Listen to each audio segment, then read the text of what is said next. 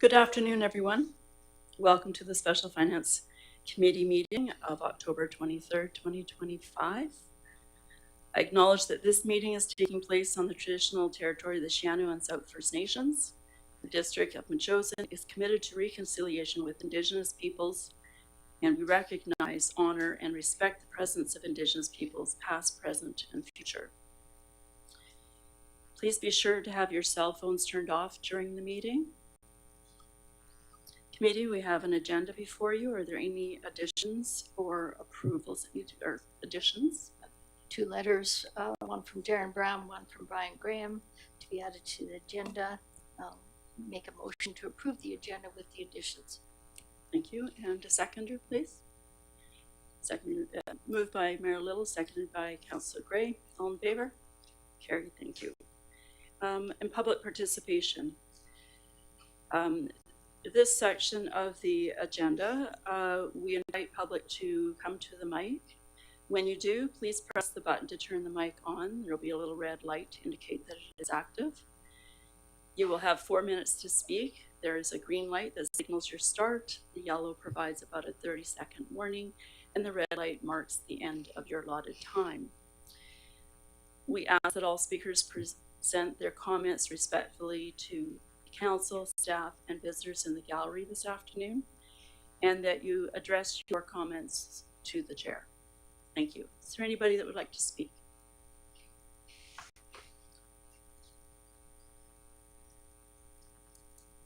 Thank you, Betty Hildreth. I'm here to reinforce MACA's willingness to contribute additional funds for common costs at 4495 Happy Valley Road, Metchosin Elementary School site. We realize this additional cost to MACA is not an arts and cultural issue, but it's a factor of being in an aged building. Plus the fact that business tenants on the commercial side have been delayed in getting established, so rooms are sitting vacant and no rent is coming to the district. For this reason, MACA is called upon annually to justify their lease, their service agreement, and their carefully drafted zero-based budget. MACA directors have agreed to rework our budget and offer what we can to increase common cost contributions by yet to be negotiated percentage increase over the next 5 years. So we ask that council, in the interest of budget projections, instruct senior staff to solidify a draft lease agreement with MACA for the next 5-year duration. This current exercise of honing in on the tight budget also brings up the question, do other district subsidized associations and societies contribute to a common cost? We've been told that the district has to continually justify to a few naysayers that they are subsidizing MACA, when, in fact, our tax dollars are subsidizing each of the voluntary associations that pay $1 a year in rent for the use of district-owned facilities. The 2 museums, the community house, the farmers market area, the equestrian ring, and the Seniors Resource Center. So thank you on behalf of MACA for considering our request to finalize a renewed lease. Thank you.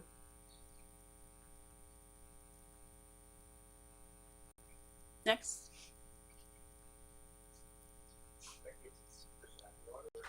You turn the mic on there, please, Mr. Vanderwater. There we go. Thank you.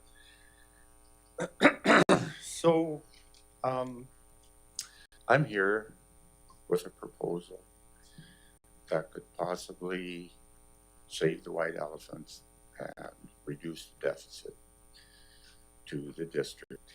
And that is if the district would consider an administrator which we could share the responsibilities with MACA, because we've got lots of administrative duties that need doing, and we already hire a part-time administrator. And I think it would be a big saving to the district, because it would be on a contractual basis paid by MACA, so it would save a whole pile of bookkeeping. And you could deduct all the costs that the district is assuming by trying to manage the center from here, which doesn't work.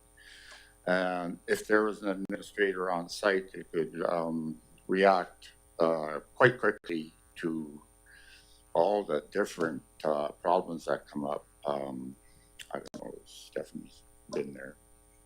And so it was good when Stephanie was there. There was things happened a lot quicker. So I think that if we had shared an administrator, it would be really good.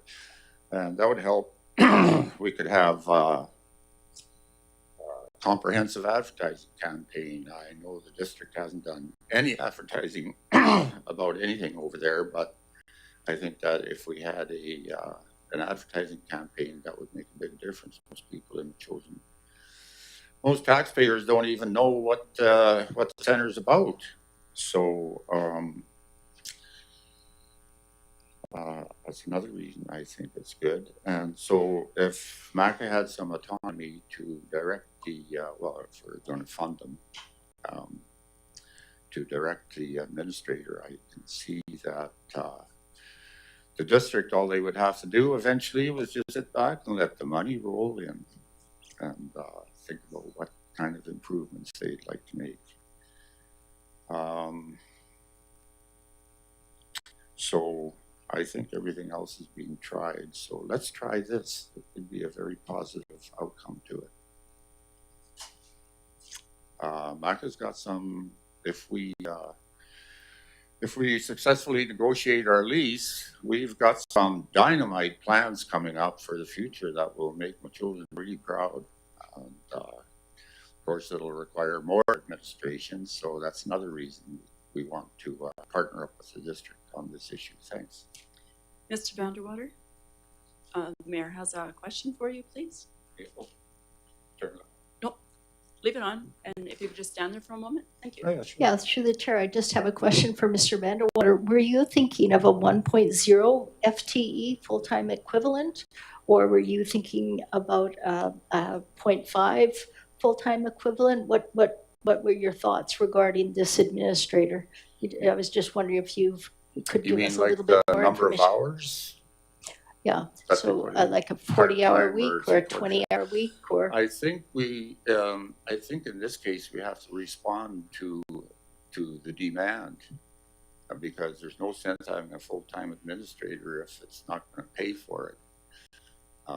But I know a lot of it can be done on the internet, and so I'm hoping that we can start with a part-time administrator. I think as things get busier, there will be a requirement for more hours to be put in. Yeah, I think the problem with the on-demand was with when the fire chief was responding, she was responding 24/7, and we certainly couldn't afford to hire an administrator for the 24/7. Yeah, but then, you know, she was special interest group too, so, I mean, no offense meant, but I think that's somebody who's, of course, it'll have to be somebody that's around here, because there's lots of night events, or there should be, where an administrator has to come and whatever, take tickets or something, or organize. There's going to be problems. There's always problems. So that's what I mean by MACA can be quicker on their feet than the district, because we can just say, email, say, okay, we don't need all that administration. So, Okay, thank you. Thanks for that. you bet.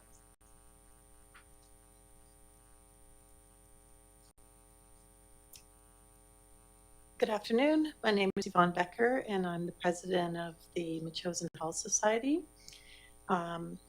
I just wanted to reinstate our concern regarding the recent decision to limit permissive tax exemptions to the municipal portion for only 2026.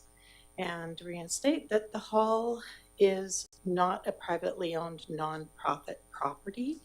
The land and the building are owned collectively by the citizens of Metchosin, and they're held in trust by a duly appointed board of trustees. And the society's role is administrative, maintaining and operating the facility for common use. For more than 4 decades, the hall's full exemption has recognized its unique status as a public asset rather than a private organization. So applying the new nonprofit criteria to the hall appears inconsistent with both the land and title and the intent of the original trust. This change would in fact require the residents of Metchosin to pay taxes on property they already own. So I'm hoping that the council would confirm the hall's classification, defer any changes until consultations occur, and provide a written clarification before the 2026 budget is finalized. Thank you for the opportunity to speak and for your continued service to our community. Thank you. And the street that you live on, please, for the recordings. Oh, 1293 Liberty Drive, Victoria, BC. And Metchosin. And the mayor has a question for you. Yeah, just a comment. I've reached out to all of the nonprofits that were noted in the reports, the 7 nonprofits in addition to the community hall. I'm meeting with, I've forgotten his name. I think it's tomorrow during the day to discuss the hall. Are you a part of that discussion? No, I have not been part of it, but we do have a liaison for the hall, and I wish that, you know, we could organize something with her, seeing as we never heard anything about this kind of thing. Right. Sideways at us, and that should be her really area. Right. So Jay Shukin will be at the meeting as well. I'm sorry, I can't remember the gentleman's name, but we do have that meeting, but we can have other meetings as well. Okay. I think it needs to be discussed collectively among our society, and then we come together with a formal decision on that. I just don't want to speak out of turn without consulting the rest of them. So, thank you. Thank you very much. Oh, sorry, Councillor Gray. Well, maybe I could just ask through the chair, the mayor. So there's meetings organized with yourself and Councillor Shukin to speak to the different groups? Yeah, I was with Councillor Shukin, CFO Creek, and myself. I've had a meeting with, we've had a meeting with a couple of chaps from the St. Mary's Church, CFO Creek, CAO Bob Hyatt, and myself have a meeting with the Anglican Diocese next week. We also have a meeting with BC Parks scheduled for next week. We've got a meeting with Penny Stone for the Victoria Humane Society scheduled sometime after Monday, she said, and the YWCA as well. And to those who have not responded, I will send another email. Well, I never got anything regarding this, and I did submit a letter as well. So this is the first I'm hearing of it. But, I asked the CFO for the list on the information that came into the district with the permissive tax exemptions, and that's the email that I responded to. Okay, I didn't see that. So. I can send it to you. I can get your email from our deputy corporate officer, and I can send it to you. Okay, thank you. Through the chair, could I just ask what the purpose of the meetings is? The purpose of heard about them until now. Yeah, the purpose of the meeting is to explain what permissive tax exemption is, to explain the series of events that led up to the decision on September 15th, as well as to hear their concerns. We had heard at the public meeting and certainly in the media that many of the groups felt blindsided by that. And what I told the chaps from the St. Mary's Church in the meeting that we had this week was absolutely that was a mistake of mine, was not having a communication plan in place, and I apologize for that, and I regret that, and that's on me. And that's what I explained to them, but it was mostly to hear their concerns. But if I could just ask, so there wouldn't be a communication plan because it was only decided that night. We hadn't talked about. Yeah, that was Monday, September 15th. I could have decided on a communication plan on September 16th. You can sit down, Ms. Becker. Thank you. Anyone else like to speak? Please come on up. Right now. So thank you for letting me go next. June Reimer, 4730 Marydale Road, and I am speaking to the little hoopla about all the nonprofits losing their taxes or their tax help. I have volunteered for a number of years with Wild Ark. They actually come and get supplies from me for the animals year round, and in the summer sometimes 2-3 times a week. I used to deliver them, but they often need so many, but they often, I recognize that they are financially always quite strapped. The vehicles are often broken down or they're needing parts. They're clipping tools and whatever. But I also know that they do a wonderful job of their volunteers, and I think many of them students that are doing practicums for their university. As a matter of fact, I believe that Alicia Becker was one of those and is now doing amazing things in the veterinarian world. So it's a very important organization to me, and I realize how tight it is. They had a fabulous little thank you to the volunteers the other night at the community hall, and the young people cooked and brought potluck, and we're so appreciative. But the volunteers even there were not aware of what was happening, and that was just within the last week. So I would like to read something to you. It's a little disjointed because I whipped it off just before I went out the door, and it's something I had posted, but I just don't know that all of you quite understand, and I'd like to get my feelings across. And the subject is council listening? Many of us in Metchosin seem to feel quite strongly that council, and in particular 3 members of council in particular, are not listening to the general public. And it feels to us that they almost have a personal agenda to push through. I would like to think that we might be mistaken, but it is not seeming that way. It seemed to be so about the fire hall, but it is certainly more so about taxing the nonprofits without giving anyone, and in particular the nonprofits themselves, any notice, and not giving members of the community enough time to pass the word around and have people react and decide how they feel, and many feel quite strongly and unfavorably. I believe it would be very beneficial if council took this as an opportunity to show us that they are listening, because it's not too late for them to change their mind, and this is directed to 3 members in particular. I understand, have been told it's too late to hold a special meeting or a hearing, though even that I beg to differ. I think that you could get notice out on the fire hall and community house signs that there's an urgent meeting to be held.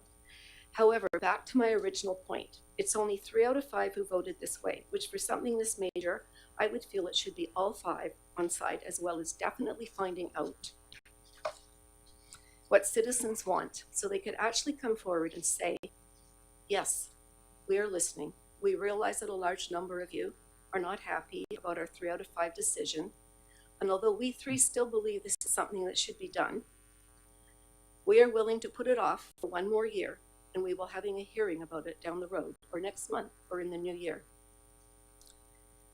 For council not be willing to listen to their constituents speaks volumes. And I'd really be interested in how many letters and phone calls you are getting in favor of your decision. Thank you. Thank you very much.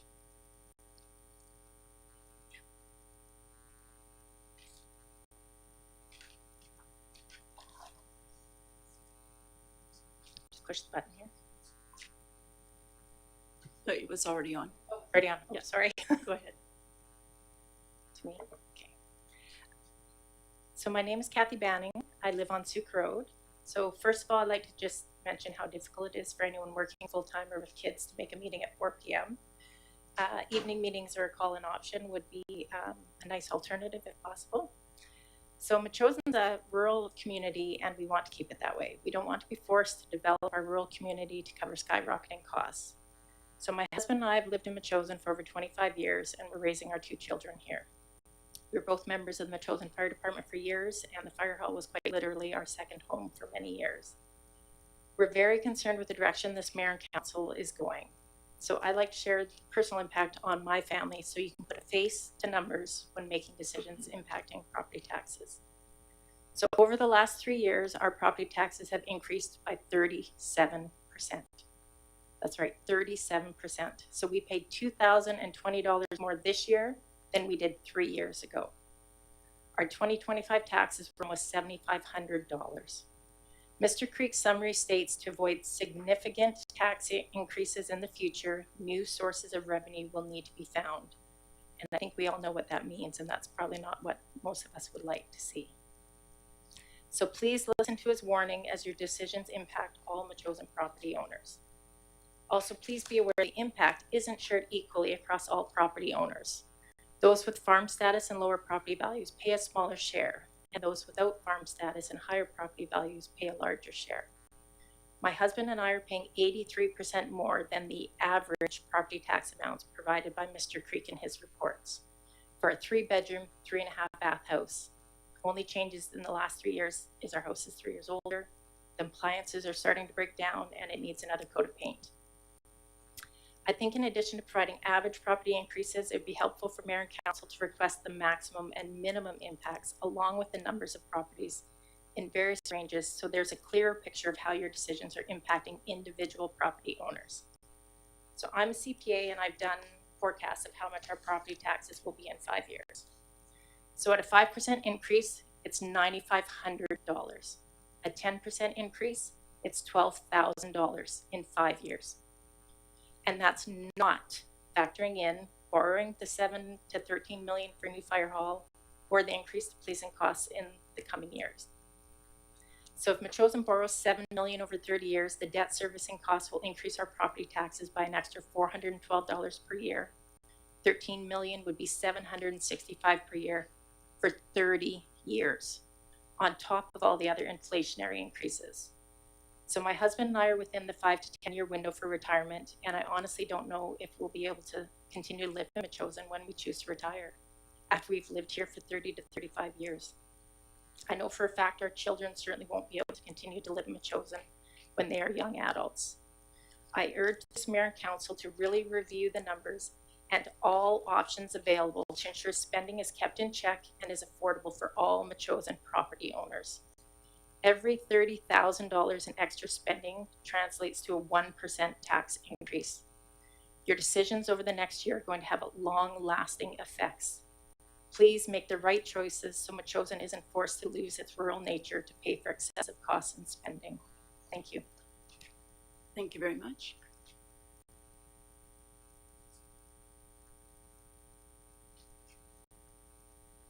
Nicole Sheehan, Levon Road resident.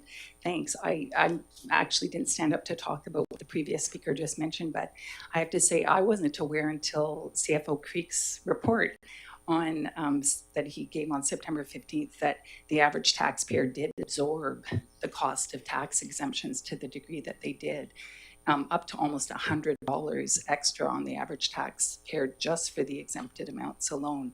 And so, fortunately, we're in a position where that doesn't hurt as much as it does for some landowners and people in Metchosin who are absorbing that extra cost. What I wanted to talk about is a comment that, again, CFO Creek made in his really excellent report on September 15th about reserves and replacement costs. And one of the things that you said, Mr. Creek, is that the roads reserve is the big kicker and is the drain on other reserves.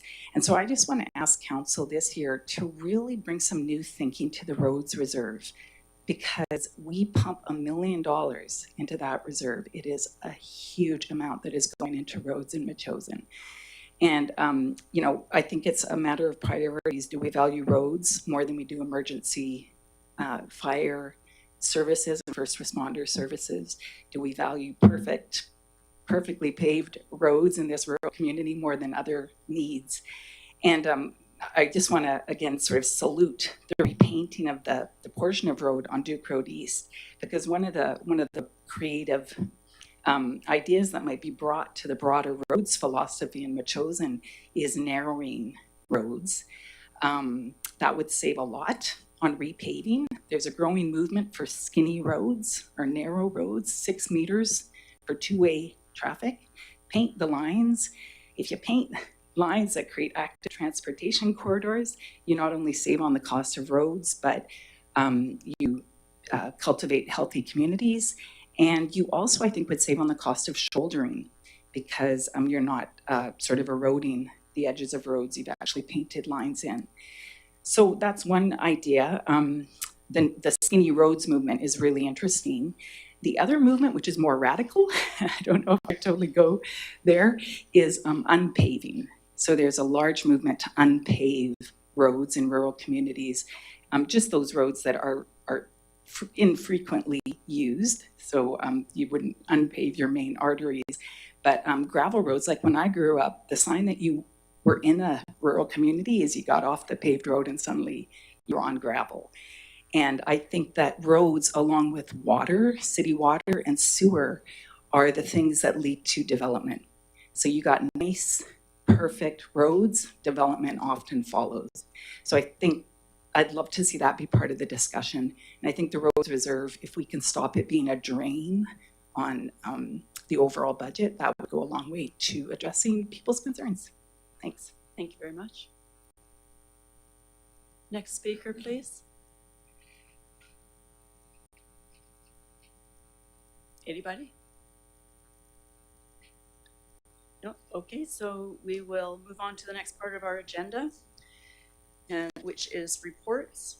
And I would like to ask CFO Mr. Crete to come to the podium, please, and do a presentation with us.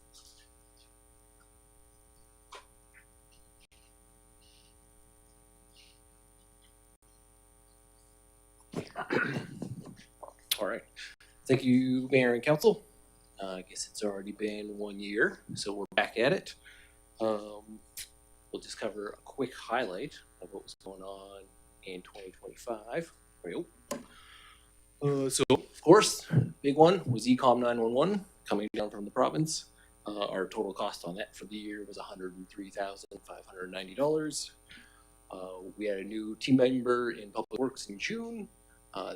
And then QP staff, they had wage adjustments kind of mid-year to get to the regional average, as well as some step adjustments for staff that have been here for a number of years. We started working on the fire hall due to the leaky roof. So there's the roof renovation, which was just completed. And then there's also a couple other assorted health measures taking place that have been completed and are still ongoing. And then for 2025, the average residential property tax increase was 4.5%, or $65.34.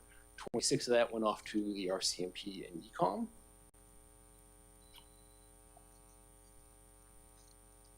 Wrong way. Sorry. Anyway, and so just did a quick comparison to the other municipalities in the CRD. Metchosin there in the green at the 45, and see how even the Highlands was close to $150 per household. And this shows, as previously mentioned by a resident here, the $30,000 per 1% increase in tax. Highlands is just a little bit lower than Metchosin. They get about $26,700, and then escalates from there. I figured this was a little weird to look at. So I broke it down by population. And so from a 1% tax increase, each person contributes $5.75. Langford's the next closest at $6.42, and Souk is $7.16. And then a different way to look at it, since we can't tax each individual person, is per household. And so by household in Metchosin, it's $14.93, just a little bit higher than the $14.43 that I've calculated with property taxes. I think just based on the number of households is based on what BC Stats has, which I don't know how accurately matches up to what we actually see in BC assessment data. And so Langford, they're at $15.62, and Souk is over at $17.15. So we'll talk about the changes coming up for the 2026 to 2030 financial plan. So for council, we are adding back in the $5,000 for treaty council that was removed in 2025. The wage adjustment, which is based on Victoria's CPI, based on chosen policy, it's currently at 2.1%. We'll get the final number come, I think it's February, March of 2026. And then there's discussion of adding health benefits for counselors. But I discussed that with the other CFOs in the CRD. It seems about 50-50 split on some do, some don't. So leave that up for you guys to discuss. General administration. So the big thing for 2026, we've got the election coming up in October. We're going to be able to pull $26,000 of that cost out of reserve that have been saved over the last 3 years. We've got the QB negotiations for wages and benefits. That's happening near the end of November. Hopefully we'll have something before the end of the year. But right now, based on projections, we're looking at about a $73,000 increase in costs. And then the big one is the change in grant and aid because of the property tax exemptions just being for the municipal portion. So we've added $102,000 to that. Now that is offset by the increase in taxable assessment, so it doesn't actually have an impact on taxation for anybody. Next up, file on building inspection. So no major changes in either of these departments for 2026, but we do have the CRD bylaw contract expiring at the end of 2026, and they had indicated that they're looking at a significant increase because the CRD had not reviewed that in quite some time apparently. So somebody finally identified they're losing money on what our contract is. There.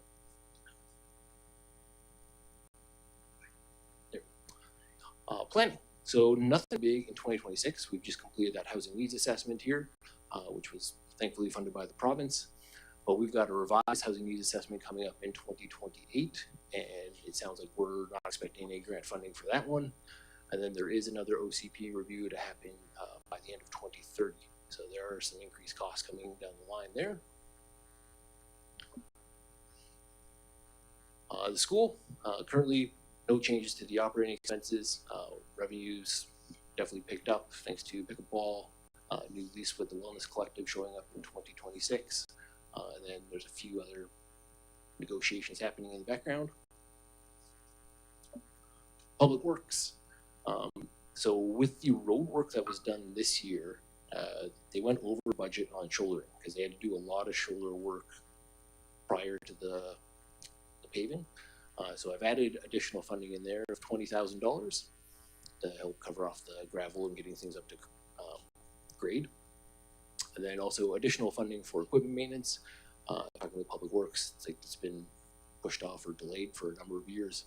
So I plan on using the Public Works Efficiency Reserve to pay for most of that in 2026, and then just small increases over 27 through 30 to help pay for that. And then save a little bit of money with reduced road maintenance budget due to less crack sealing. Again, the current asset management plan for roads involves a lot of new paving. Fire, so we're looking at increased costs for repairs and maintenance for the fire hall in order to get everything up to a healthy and safety standard for the volunteers in there. And then we're adding an additional $2,000 for first responder equipment and an additional $5,000 for firefighter equipment. And the big one is policing. So based on the budget that they sent to us near the end of July, early August, we're looking at contracted expenses going up by $208,000.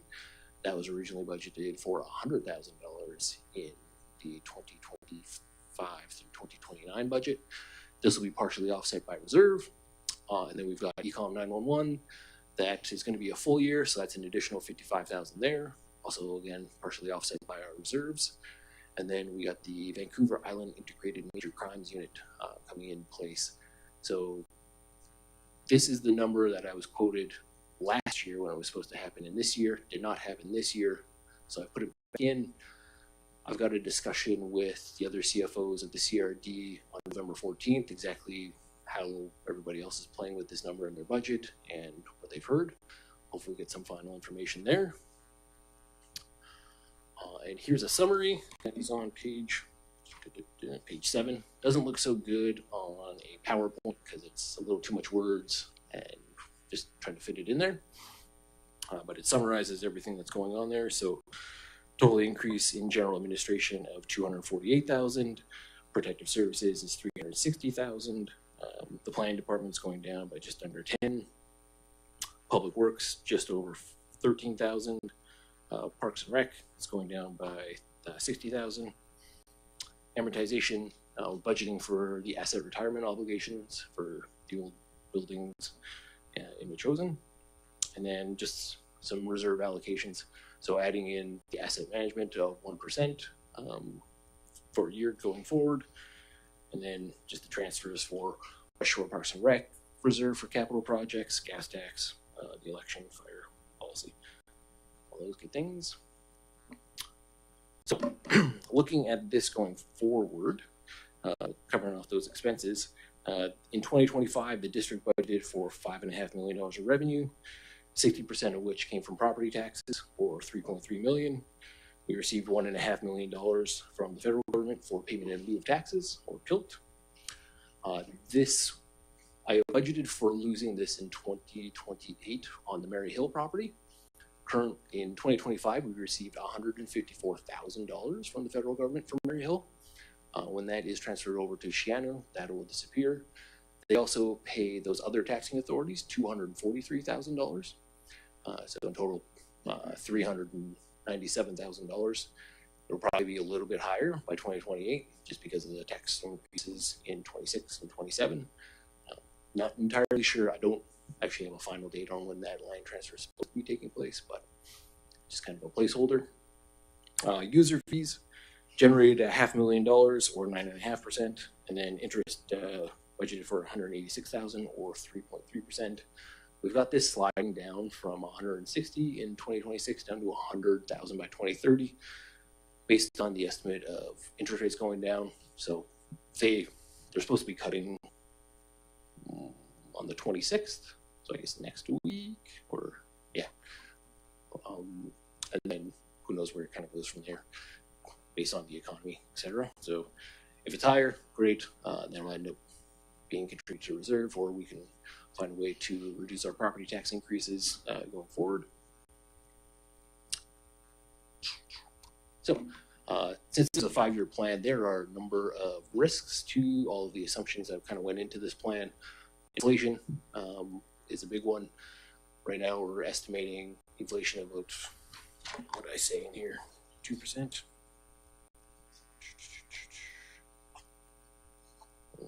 2 or 3% on administration, 5% on emergency services. Contracts, we have a number of those being renegotiated for a number of different users. We got West Shore Parks and Rec, GVLRA, and the RCMP. Their collective agreement actually expired for their regular unit March of this year. The last one was just ratified in June of 2024. So they, as far as I can tell, they haven't actually started negotiating their new one, but they have a different agreement for their civilian members, which had just been signed in July of 2025. It's effective November of this year, and they're looking at a 6.6% increase in pay for all their members in that. Environmental impacts. So again, we know storms, that increases the cost for public works, going out and cleaning up branches, trees that are falling at night, overtime costs, whatever might else happen. We've got a lot of aging infrastructure in Metchosin that has to be taken care of. So saving again for asset management, adding more into reserve to help repair and replace assets when they need to be. Interest rates, again, supposed to be cut. Don't know how far it's going to go, when they might go back up. And then grant funding as well. We rely on $500,000 coming from the province for small communities. We get right now $200,000 for Fire Smart funding and a couple other items. Whether or not these stay at these levels, iffy, because the province itself has a significant deficit, and just like the federal government, they're looking at a number of cost-cutting measures to save money. And then the other one that goes with that is the provincial downloading that we've been seeing. So that'll, who knows what they're going to say municipalities are now responsible for in the future. But if it's anything like ecom, if we add another 100,000, that's an easy 3.25% tax increase just on that.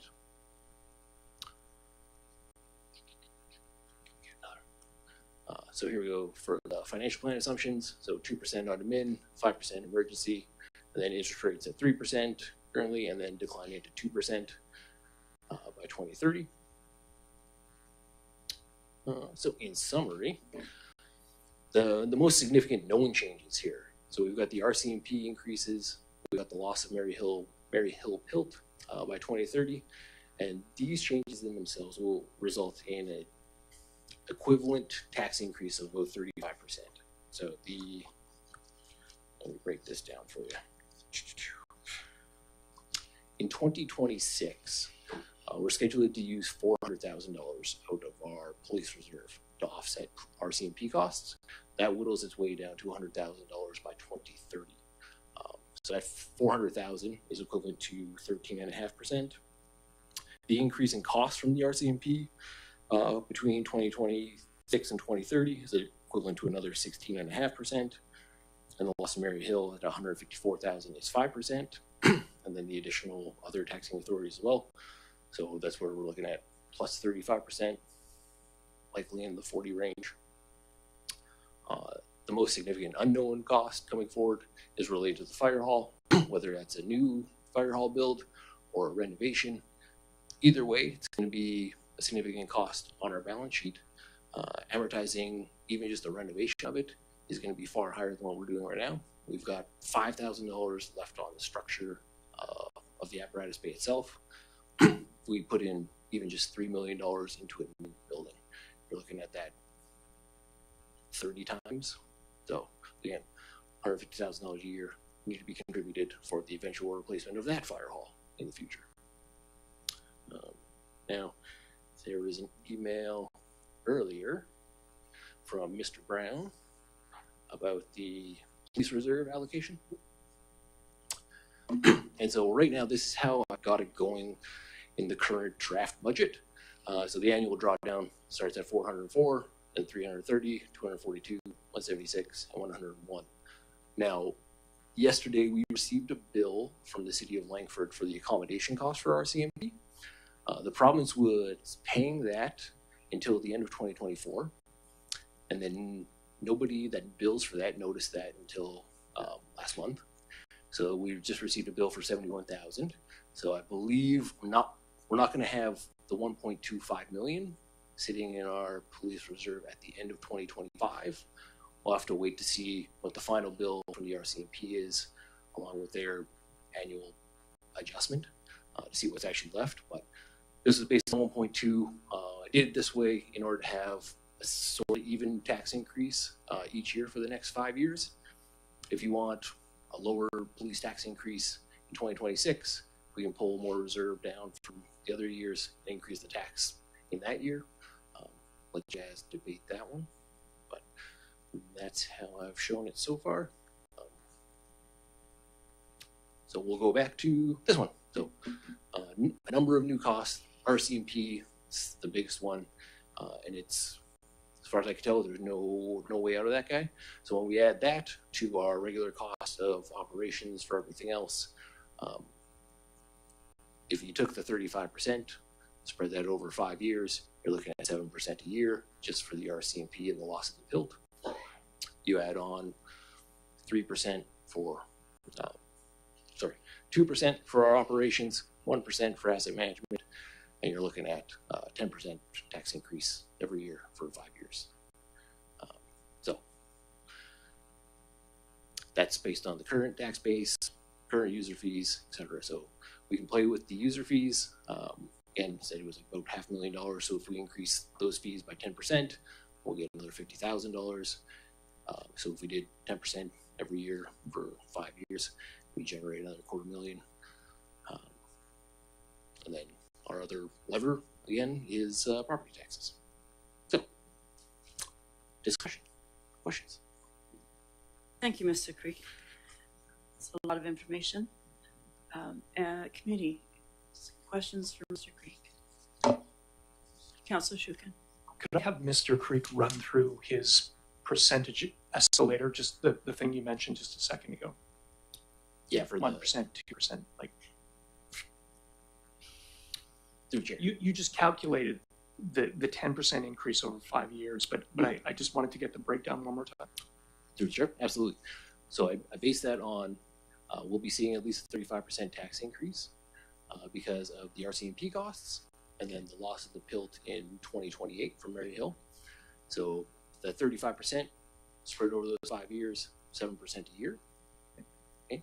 And then we've got 2% just base case for wages, supplies, just for the regular operations that we're currently doing. And then 1% to go into asset management.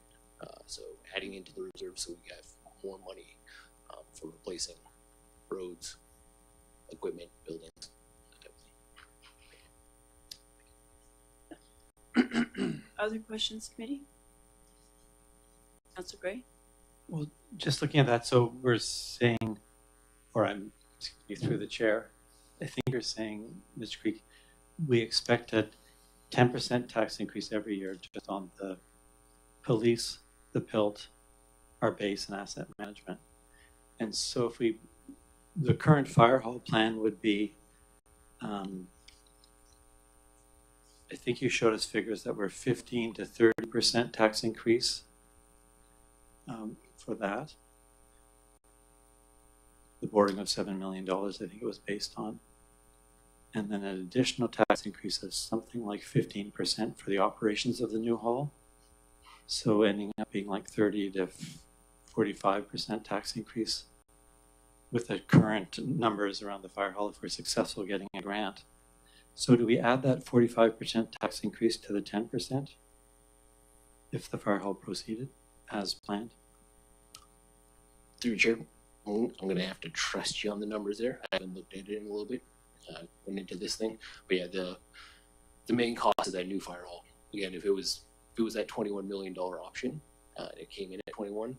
Like the amortization of that building itself was $545,000, and that's the bulk of that increased cost. So it's not so much.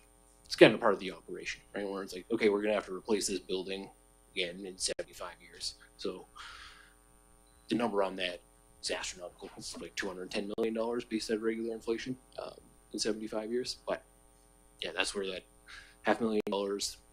Then the insurance costs on the building itself go up. But yeah, so it's very significant. I don't have that in front of me either, but we're talking very large tax increase just for the fire hall itself, and then on top of these numbers. Thanks. Mayor Little. Yeah, thank you. And thank you for your report. It's very sobering. I was wondering if you could go back to your slide on the policing costs over 5 years. So the drawdown slide.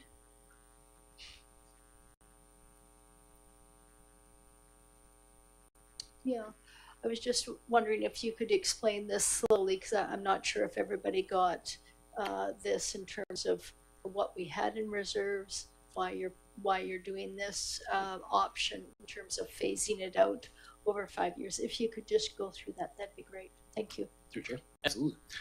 So right now we've got $1.25 million sitting in our police reserve, and then based on the expectation that we want a pretty smooth tax increase rather than one big spike or two big spikes over the next 5 years, we've drawn down this amount based on the estimated costs that the RCMP are going to be having over the next 5 years. So because of the significant increase in contract costs for 2026, we end up using $400,000 in 2026, while also seeing a police tax increase of 13%. So that's the police tax itself is not equal to, like, it's not 13 times that $14.43. It's more of a like 13%, 13 times $2.50. It's not as bad as the 14 number, but still not good when you compound it over 5 years. So every year, so 404,000, then we'll draw down 330,000, resulting in an almost even 13%. We need 14 in 2028, again, because the PILT disappears from Merritt Hill, and they are contributing to the police costs. So we have to do a slight bump up in that year, and then 2029 and 23. Is that kind of what you're looking for? Yeah, thanks. And recent figures that I heard from the West Shore RCMP that one police officer is equivalent to about $220,000, and they expect those to increase because of the collective bargaining and also the increase in all the armor and the hardware that they have to use to protect themselves. So we've got 5 police officers assigned to Metchosin. So you can, I'm just trying to give not only people at the table, but also the public those figures in terms of when I talk about the policing costs at $1.1 to $1.2 million per year. That's where that comes from. And I understand that those policing costs will go up by 100,000 for next year to 1.3 million a year. Through chair? Correct. Yeah. So as you said, the officers themselves owe 220,000. You could even add probably 3-4% on that just for next year. On top of that, we have to pay for the civilian staffing over West Shore. So that comes in at about 135,000. And then we've got this accommodation cost that's new for 2025. Will be there for 2026. So you're looking at another $80,000 there for next year. And there's police guard costs on top of that for another 10,000. And then again, Econ 911, here's 150,000. And then the Prime Corps break off from Econ, which was another one. Thankfully, only about $2,000, but it adds up quite quickly for a cost. And through the chair, just to recap, so we have the $220,000 per police officer. Then we have the administrative, the civilian staff, the support staff that is at West Shore Police Department, RCMP. And then the accommodation is what the rent on the building, where that's partial rent because we're not owners, as is Langford, Colwood, and View Royal. Yeah, and then the police dog and the other costs, Ecom 911, 153,000. Okay, thank you. Councillor Gray. Through the chair, just following on Mayor Little's discussion about the policing costs, the accommodation cost, is that the figure that will in future absorb the cost of the new building in Langford for the police force? Or will there be a subsequent charge on top of that? Or perhaps the discussions haven't gone that far yet? Through the chair, I don't know. You can hope that it is included in that, but I would imagine that there will be an additional cost from them building that new building now that we're responsible for the accommodation cost. But maybe the mayor has more. I meant it would be included in that cost when the building's built. And that's probably there. Sorry, yeah, through the chair. Yeah, that 135 would just escalate based on their building. Thank you. Mayor Little. Yeah, so the accommodation cost is another way of saying the rent that we pay for that building. Definitely the rent that we pay for the space, I don't know what it is, 7% of the total building. I have no idea what that is, but for sure that rent will be increasing every year. But we are not owners of the building.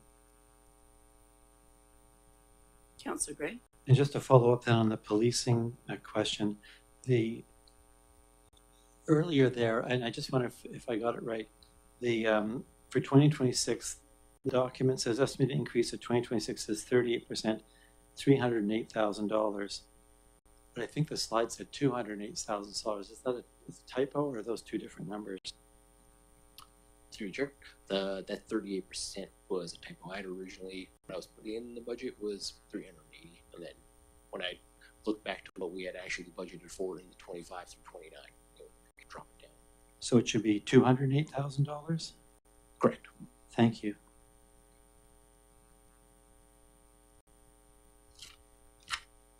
Councillor Up, did you have any comments or input on the budget thus far? No? Anybody else? Councillor Shukin? Thank you, Councillor Donaldson.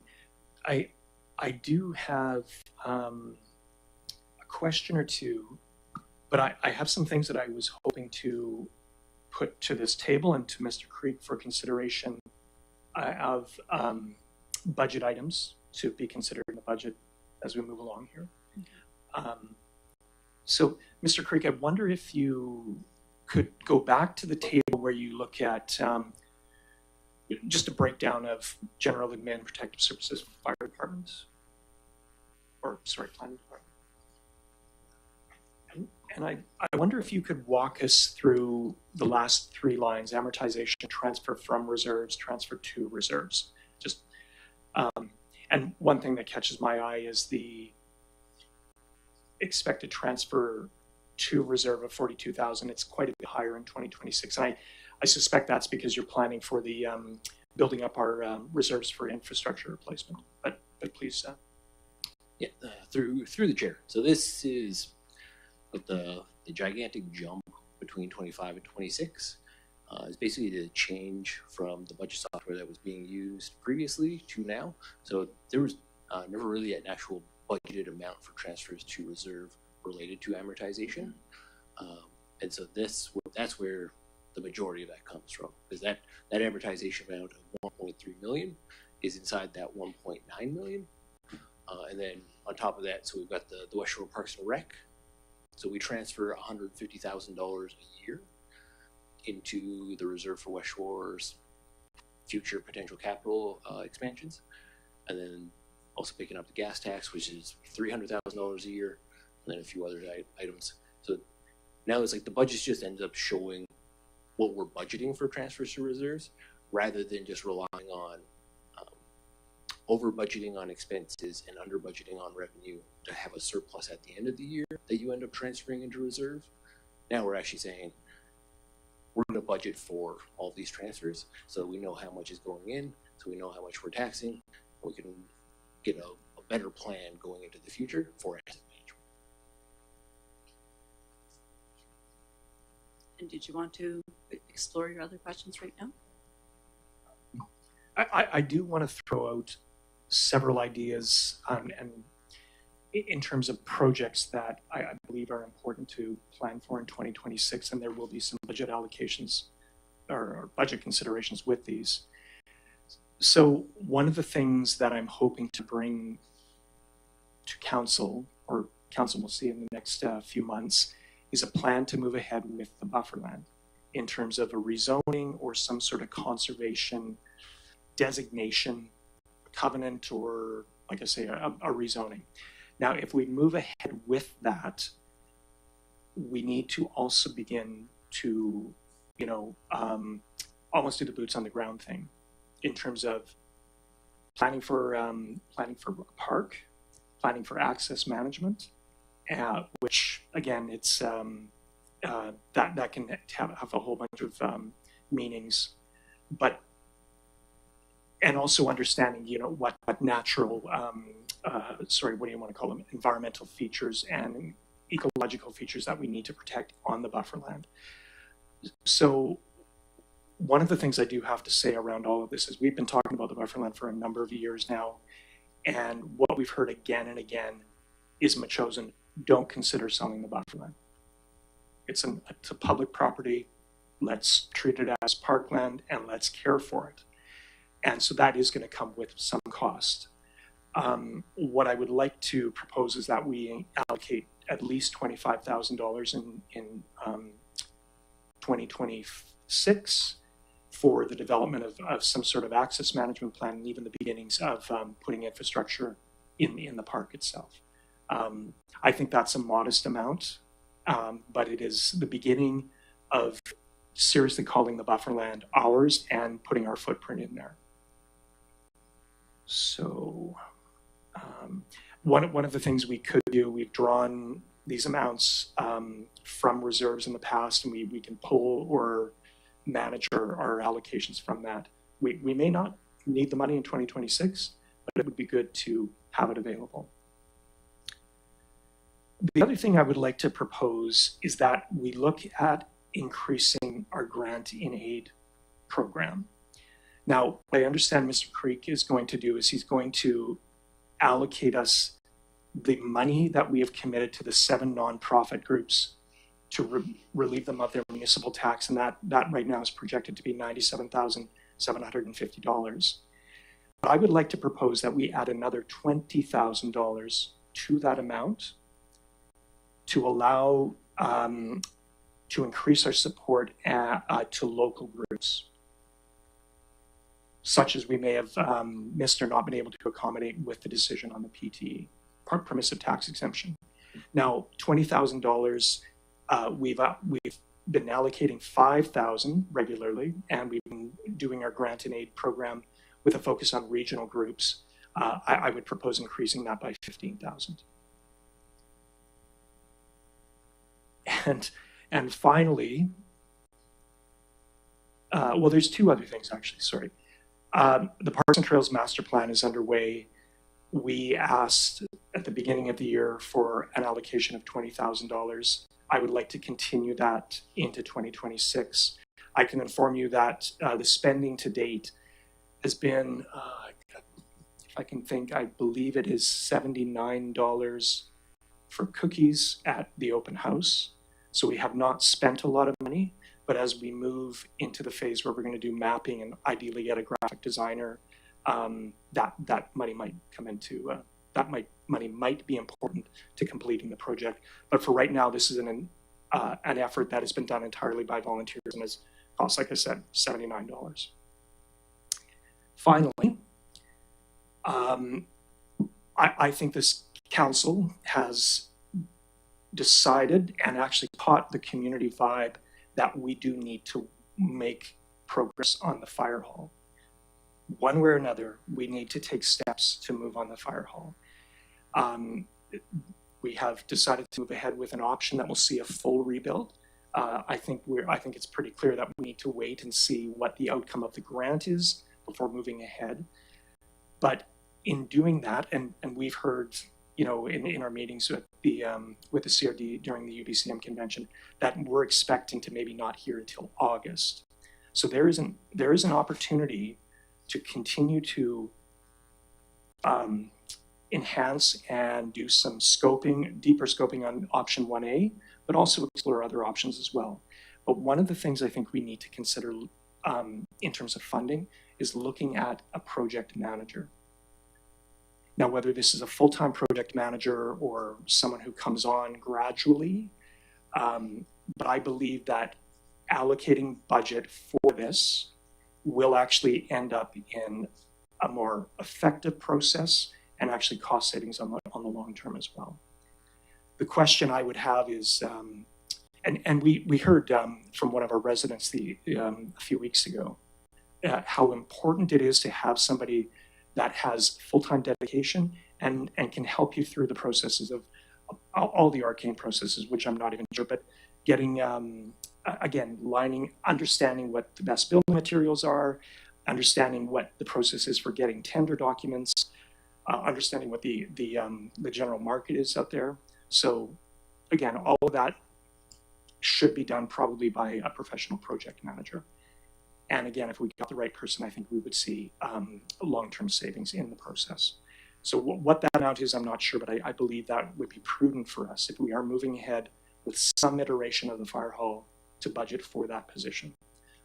Okay, so just in summary, I would request allocations for bufferland planning, project manager for the fire hall, an increase in grant and aid, and a continuation of the funding allocation for the Parks and Trails Master Plan, and we'll do our best to minimize costs, but go. Thank you. Thank you. Mr. Creek, in regards to the bufferland, every year we receive income from the industrial park of 7%. those funds, do they still go into general revenue, or do we put them into a bufferland reserve, which we have discussed? I don't know if we ever formalized that, but is that something that income could actually be directed to something like the bufferland? Through the chair, certainly. So yeah, we do not have a specific buffer land reserve set up, but we could definitely develop one here for 2025. Throw in the money that we received from the property tax on that industrial land, and start throwing it in there. I think we received $17,000 this year from Langford. So we'd start. It's I think that was up like $4,000 this year compared to last. So right. Things have certainly started to roll over there. Okay. And the other query I have is the grant and aid, as we know it, for the broader community, which is not just within Metchosin, but services that we use inside and outside of Metchosin, has for a number of years been $5,000. And at the beginning of this term, we had it at 10,000. We rolled it back because we didn't know what our policing was cost going to be, and a number of other factors in those early stages of the budget. And now we're referencing grant and aid for the PTE. I guess my question is, should we maybe consider the PTE as a grant of itself and not to be mixed up to a grant and aid, if this is how we're going to go in the future? Through the chair, yeah, we could set up a separate account just for grant and aid exemptions, and then leave the original 5,000. It's actually bumped up to 6 to cover the youth parliament in 2025 and 2026. But certainly we do that going forward. Okay, and maybe it just has its own name, PT grant or something. I don't know. It's just because it's a fairly new suggestion to just not get too mixed up. I think we've got lots of confusion on some things. And Councillor Shukin, you had mentioned 20,000 for the master plan that hasn't really been used. So are you asking 20,000 for every year, or just for the year? Or are we just moving this forward, the 20,000 from the year? It's essentially moving it forward. Yeah. Okay, for 2026 only. Okay. Okay. Any other questions, Councillor F?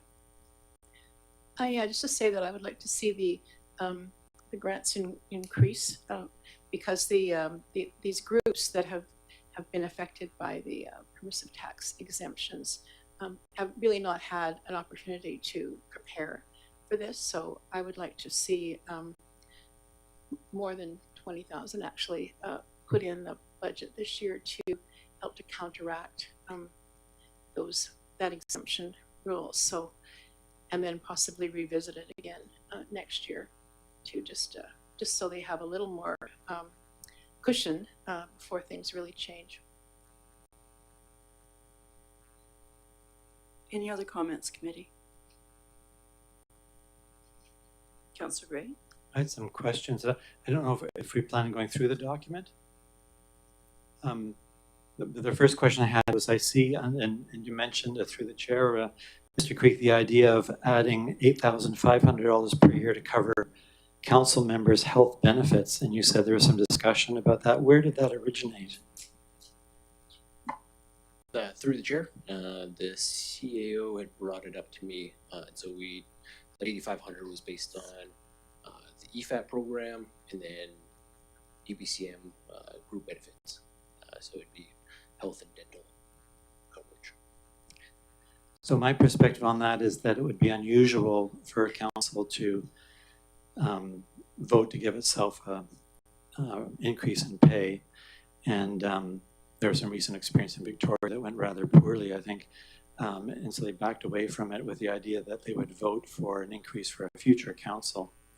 But beyond that, it seems unconscionable at the moment for a council here to be looking at this kind of increase for ourselves at a time when we've just reduced our financial support to community groups and volunteers.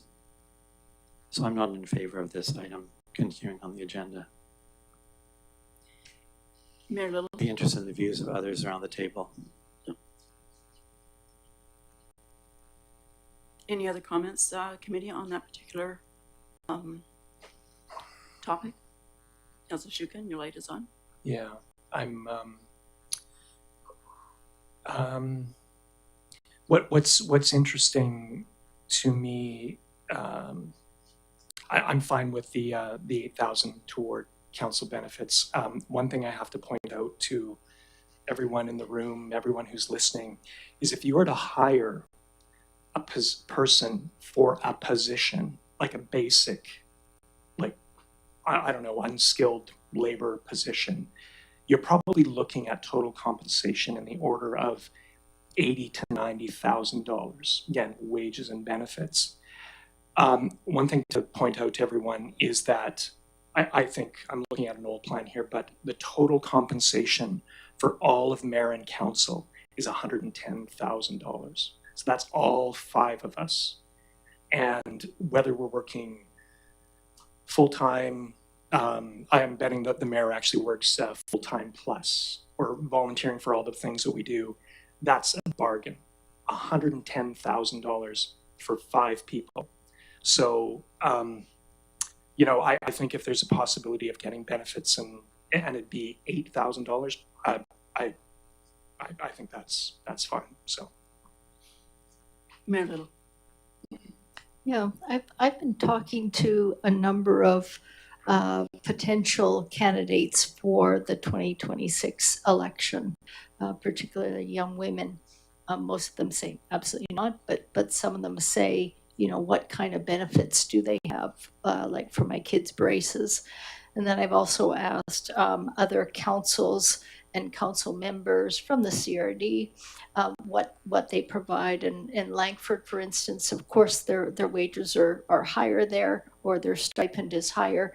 But the key for at least 3 of them was that they provided health benefits. And I think that they would not have put their name forward for that position, which would account for a reduce in their pay from their job that they left, without that added benefit for themselves and their children. And so for that reason, I think it's a good idea, not only for, I'm sure there's people around this table that could well use the health benefits, but also for future generations, because what we don't want, and what it looks like we're moving towards, is people that can have the ability to put their name forward are already financially sound. And so we're isolating a demographic, and what we're supposed to do is elect people which represent people from the broader community. So people with low incomes, high incomes, all along. And so the health benefits, I think, is a little bit of an equalizer, and it would help. Would you consider that a jump in the pay? I don't think that's a jump in the stipend. It's adding one benefit. There's no other benefits that council receives. Other councils, there is pension and lots of other benefits in their package, but there's no benefits with the council position in the district of Metchosin. So, Mr. Creek, this particular topic would apply starting 2026, or would this apply to after the election? Through the chair. So currently it's sitting in the 2026 budget, so it would start January 1st, 2026. If you wanted to bump it in for the next council, so you're not giving it to yourselves, you just put it into 2027 if you want. Thank you. Okay. Mayor Little. If I could go back and ask through the chair to Councilor Shukin, just on the plan to move forward regarding the buffer lands. I would speak in favor of a motion to put some money towards that, and to put covenants on that, because this council has clearly stated, and the buffer lands working group clearly stated, that they wanted this to be a conservation area, to be treated like a conservation park. And so in order to move forward on that, we would need to have a plan, as you mentioned, but also signage such as this is a conservation area, please stay on the path or something like that.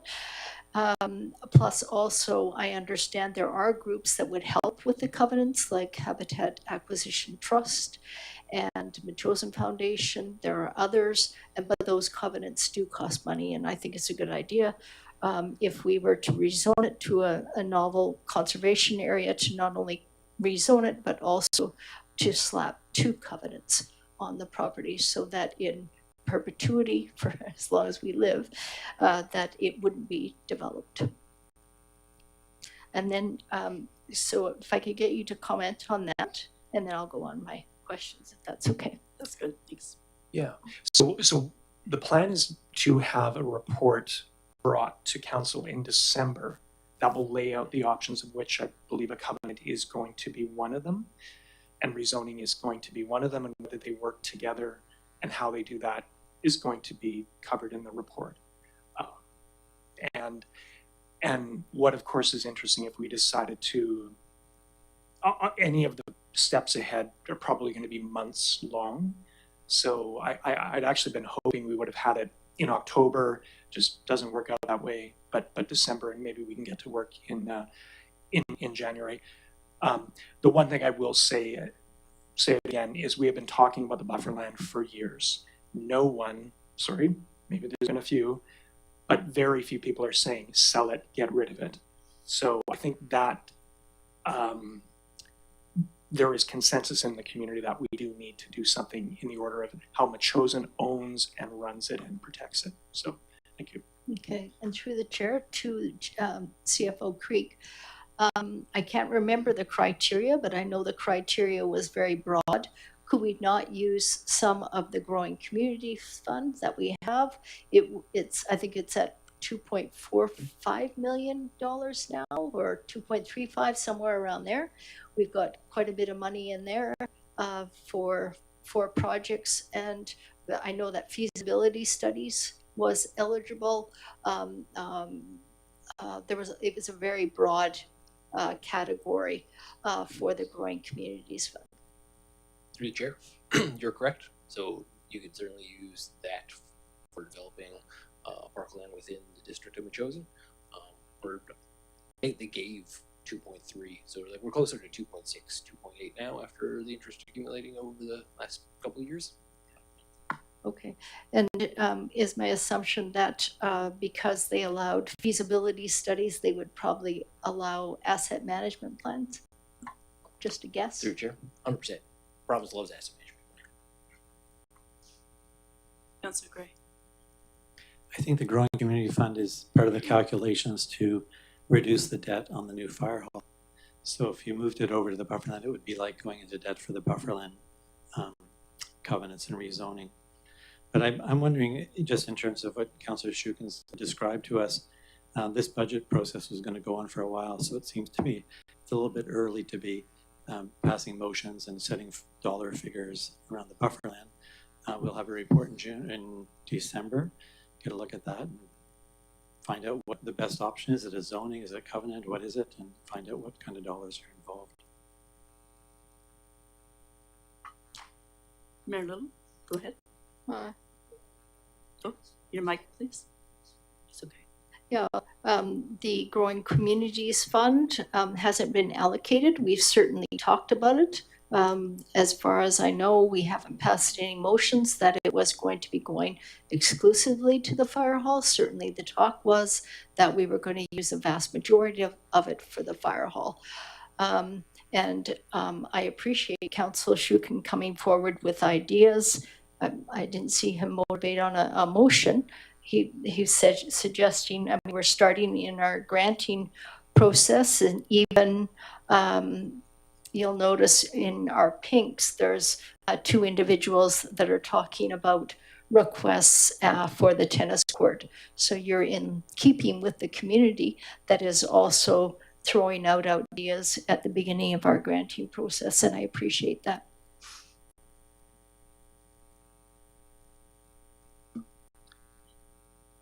Councillor Gray.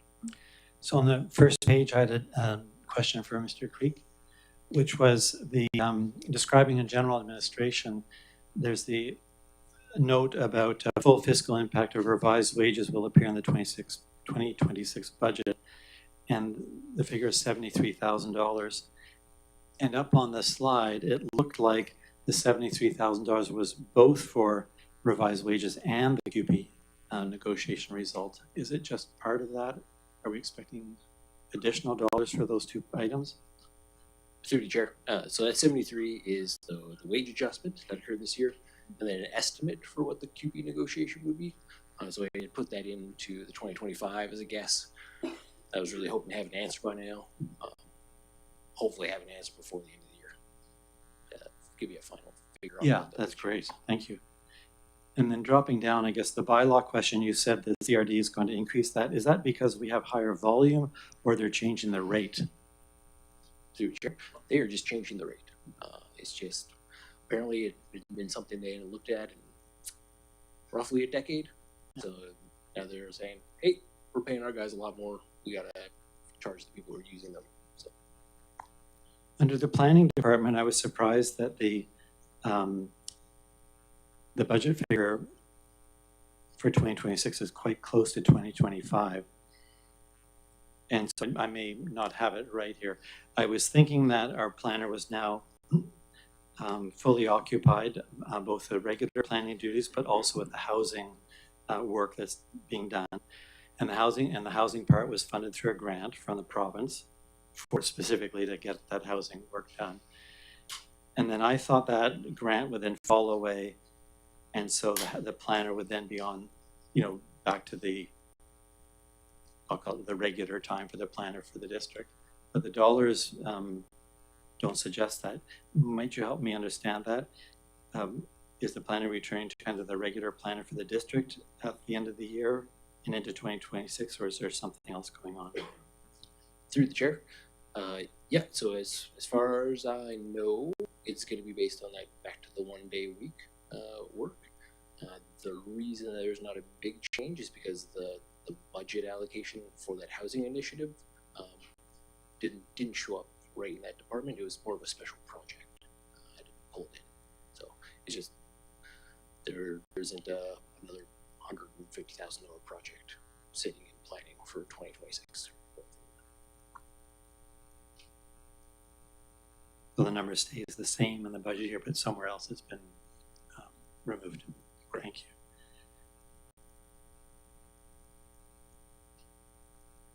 you. Is that all right now, Councillor Gray? Well, I'm happy to go through the document if that's what we're going to do next. Mayor Lily, you had a comment? I was just wondering if you could go back to your slide when you talked about the planning and what is coming next after the housing needs. You had a horizontal graph.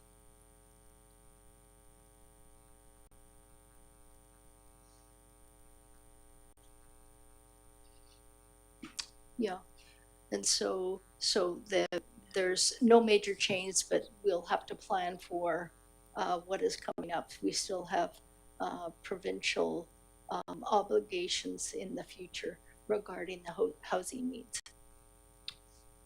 Through the chair, I would rely on you and CAO for that information on what exactly needs to take place after that housing needs report.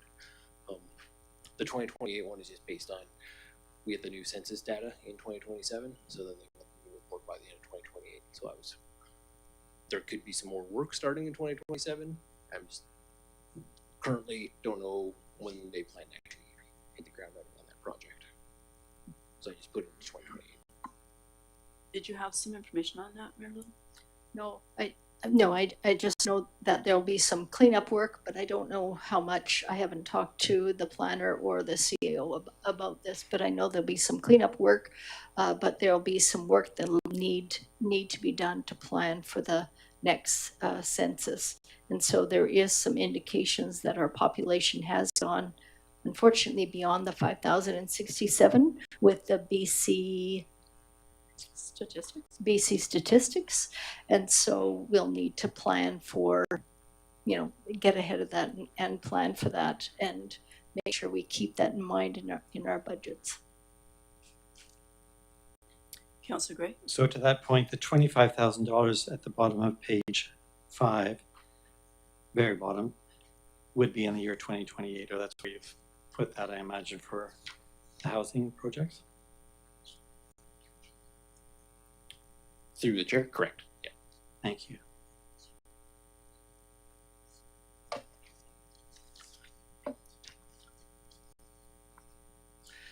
If I could ask through the chair, the top of page 6, there's a notion there of increasing the invasive plant species expenditures by $25,000 or $2,500 per year. And I wonder why that would be. Through the chair, so our public works department has taken on some additional training in order to deal with noxious weeds like black knap and silver something. Sorry. And so they requested additional funding, and the way this budget program was set up, it's like all the invasive species fall under planning. So it's just sitting there along with the bullfrog, bunny stuff. So, Mr. Gay, you may not have the number, and that's fine. But I think when we had the CRD doing this work, the charges are more like $1,000 a year. And maybe we can just check that later. But it would be nice to compare if doing it ourselves is costing us an additional $1,500 per year. That may not be the best use of our tax dollars. We don't need to debate right now, but if we can find out, that'd be great to find out. I will look into that.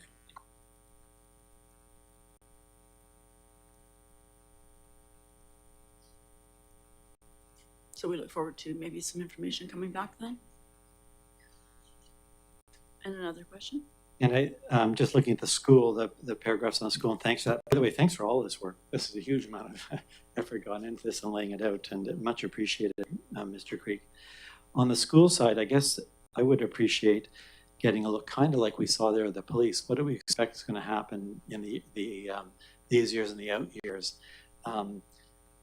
That would be a big help. Immediately when I read this, I thought, well, we'll wait a minute. What are the total costs per year, and what's the future trend? Where do we see that going? In terms of the revenues and our expenditures. We're spending a bit of money now on the school every year just to keep it running. But we've heard from MACA, I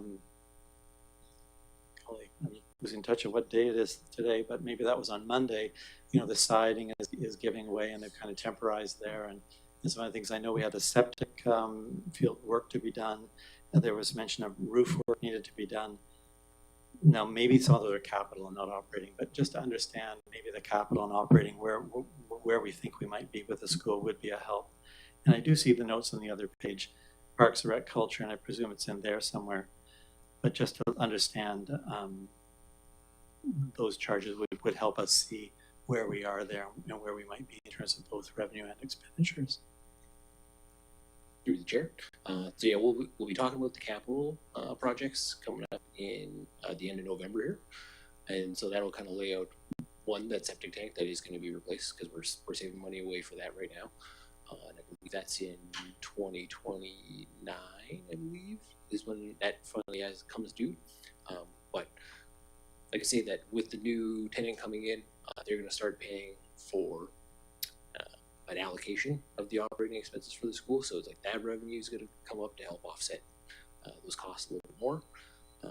And that's what we've discussed with MACA, right? Is the operating cost for their square footage. Like, we're just kind of like to treat them just like any other tenant in the school, where Mile Zero is paying for their portion of the operating cost based on their square footage. And so will the new tenant. We just want to make sure that we're recovering and reduce the subsidy that the taxpayers are currently providing for the school as a whole. Thank you for that, Mr. Creek. I appreciate that. Hearing that it's fair and equitable. We're aiming for that. Does anyone else at the committee have a comment on the planning, the school, or public works so far? Councillor Al, and then Councillor Schuer. Thank you. Just regarding MACA, I think that there is needs to be a value or cost attributed to the work that they have done there as far as the renovations or what they do in the school, rather than just looking straight at. Yeah, I know they haven't kept close documentation of all the hours that they have done strictly in maintenance and improvements as far as upgrading bathrooms and rooms and floors and things like that. So I just think that needs to be kept in mind when negotiating the lease, and not just look upon that as just not really having no value. And Councillor Schuken. I have a general question, maybe suited to the end, if you don't mind Okay. remembering that I have a question, because I may not. So. Okay, I'll try. And Mayor Little. I was just going to make a comment regarding the invasive species, and I thought that came through the Environment Committee in terms of the black knotweed and the suggestion that we move to having it done in-house. Did that come from your committee? No, in fact, in the discussions, that was something that our CEO initiated on his own, and some of the confusion arose after that. If we do that, wouldn't one of the questions at the time was, wouldn't that increase our cost? And maybe it will, maybe it won't, but I just would like to get some clarity if that makes sense or not. We thought if the CEO made the decision, we'd like to support him in that, but then as the discussions carried on, it became uncertain whether that was the best way to organize things. Well, through the chair, that is certainly operational. That's in his purview, but I'll have to go back to the minutes and see where that originated from. But I do know that the CRD provided good service, but it was expensive, and I think, I'll have to reserve my comments until I look back at the minutes. Thank you. Thank you. So I think we're past Public Works. Fire is the next topic. Councillor Gray, you want to start us off? Yeah, I mean, maybe I would just say something generally, which is, holy crow, it looks like we've got some really big financial issues to deal with. I mean, that we're here in the little asking about these small questions, but the big picture, Mr. Creek, that you provided is pretty clear. We've got some tough slogging ahead in terms of figuring things out. And so while we're focusing on some smaller questions just to get clarity today, I expect as we go through the budget, they'll get clearer and clearer the magnitude of the issues that we're dealing with. I didn't want to suggest that these little questions meant anything compared to the bigger one. On the fire hall, I just wanted to get clear. I'm very pleased to hear that we're proceeding with dealing with the roof repair, the air quality improvements, which are really important for our firefighters, the gear storage, again, very important, the washroom facilities and the minor renovations. So I want to congratulate the CEO on moving forward on those issues. Is the $16,000 noted under the fire section? Is that $16,000 a year? And will we get those things done now, or is it kind of an idea of we're going to spend $16,000 a year over a number of years to get those things done? I'm just not clear about that. Through the chair. So there's a bunch of work being done this year, and so we didn't budget for that originally in the 2025 plan. So we're relying on surplus, and if there's not enough surplus, then reserve to pay for the projects that are happening this year. That 16, I budgeted for that every year going forward based on continued remediation of a building that is 70, 50 years old in certain parts. Whether or not that's actually spent, can't guarantee. I don't know. Hopefully, most of these problems are going to be remediated within the next year. But in case anything else kind of starts falling apart before there's a final renovation made or rebuild. Thank you. That's really clear. Mayor Dillon. Yeah, on that note, I think the 16,000 is for maintenance and repairs right now. the other safety concerns that were noted by the fire chief, the air quality, I think there was quite a cost to that. And since we have, oh, darn, too bad. She's our acting CAO, so she's doing other things right now. Unfortunately, the fire chief's left the building, so perhaps we can ask her about those estimated costs for the decontamination and the air exchange. They definitely wouldn't amount to 16. It would be greater than that. Am I correct in my assumptions? Through the chair, yeah, the air quality one, I've heard some very high numbers than the 16,000 won't cover. I'll just say that 16,000 is added to the current 5,000 that's in the budget. So originally it was just 5,000 budgeted for repairs and maintenance. Clearly has not been enough for what is going on with that because of the age of the building. So I just bumped that up to 21,000 to say, here's some more. Hopefully this can kind of hold you over until something happens. Yeah, the exhaust extraction system, we're talking $250,000. I remember this from a previous conversation, so estimated.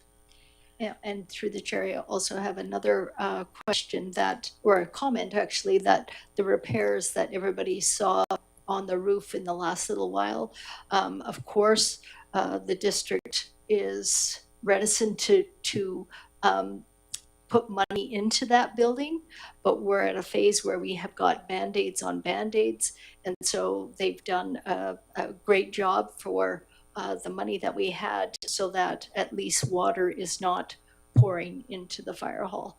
I mean, it goes back to if the fire hall had been replaced in 1987, we wouldn't be dealing with this, but we have to deal with it, but we're not going fancy with the repairs. They really are Band-Aids. Thank you. Okay, so let's move on to policing. Any comments from the committee on policing for Mr. Creek? I think it was a pretty robust report, actually. Not sure what to add, but some questions for sure. Yeah.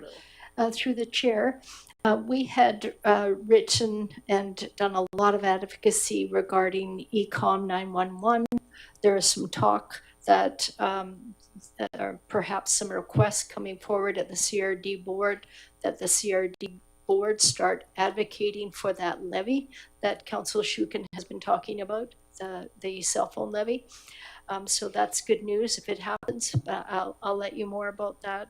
Let you know more about that later. That would decrease our costs. But we haven't really talked a lot about the VIMQ because we really didn't have a figure. We attended a conference, CAO Payette and I, where it was floated that there was going to be an increase in costs, and then we heard what they were going to be, and they were in the hundreds of thousands of dollars, and all of us, sent in our shock and awe, and now the 37,000 here, is that an estimate or a guesstimate or information from the underground? Through chair, that is a lowball guesstimate, I would say. It's like that. From a conversation I had with the CAO, probably over a year ago now, and so it's like, again, I haven't heard anything. It's kind of mentioned when the inspector or sergeant was here. I think Councillor Shukin mentioned it to him, and then didn't get a clear answer on what that cost was going to be.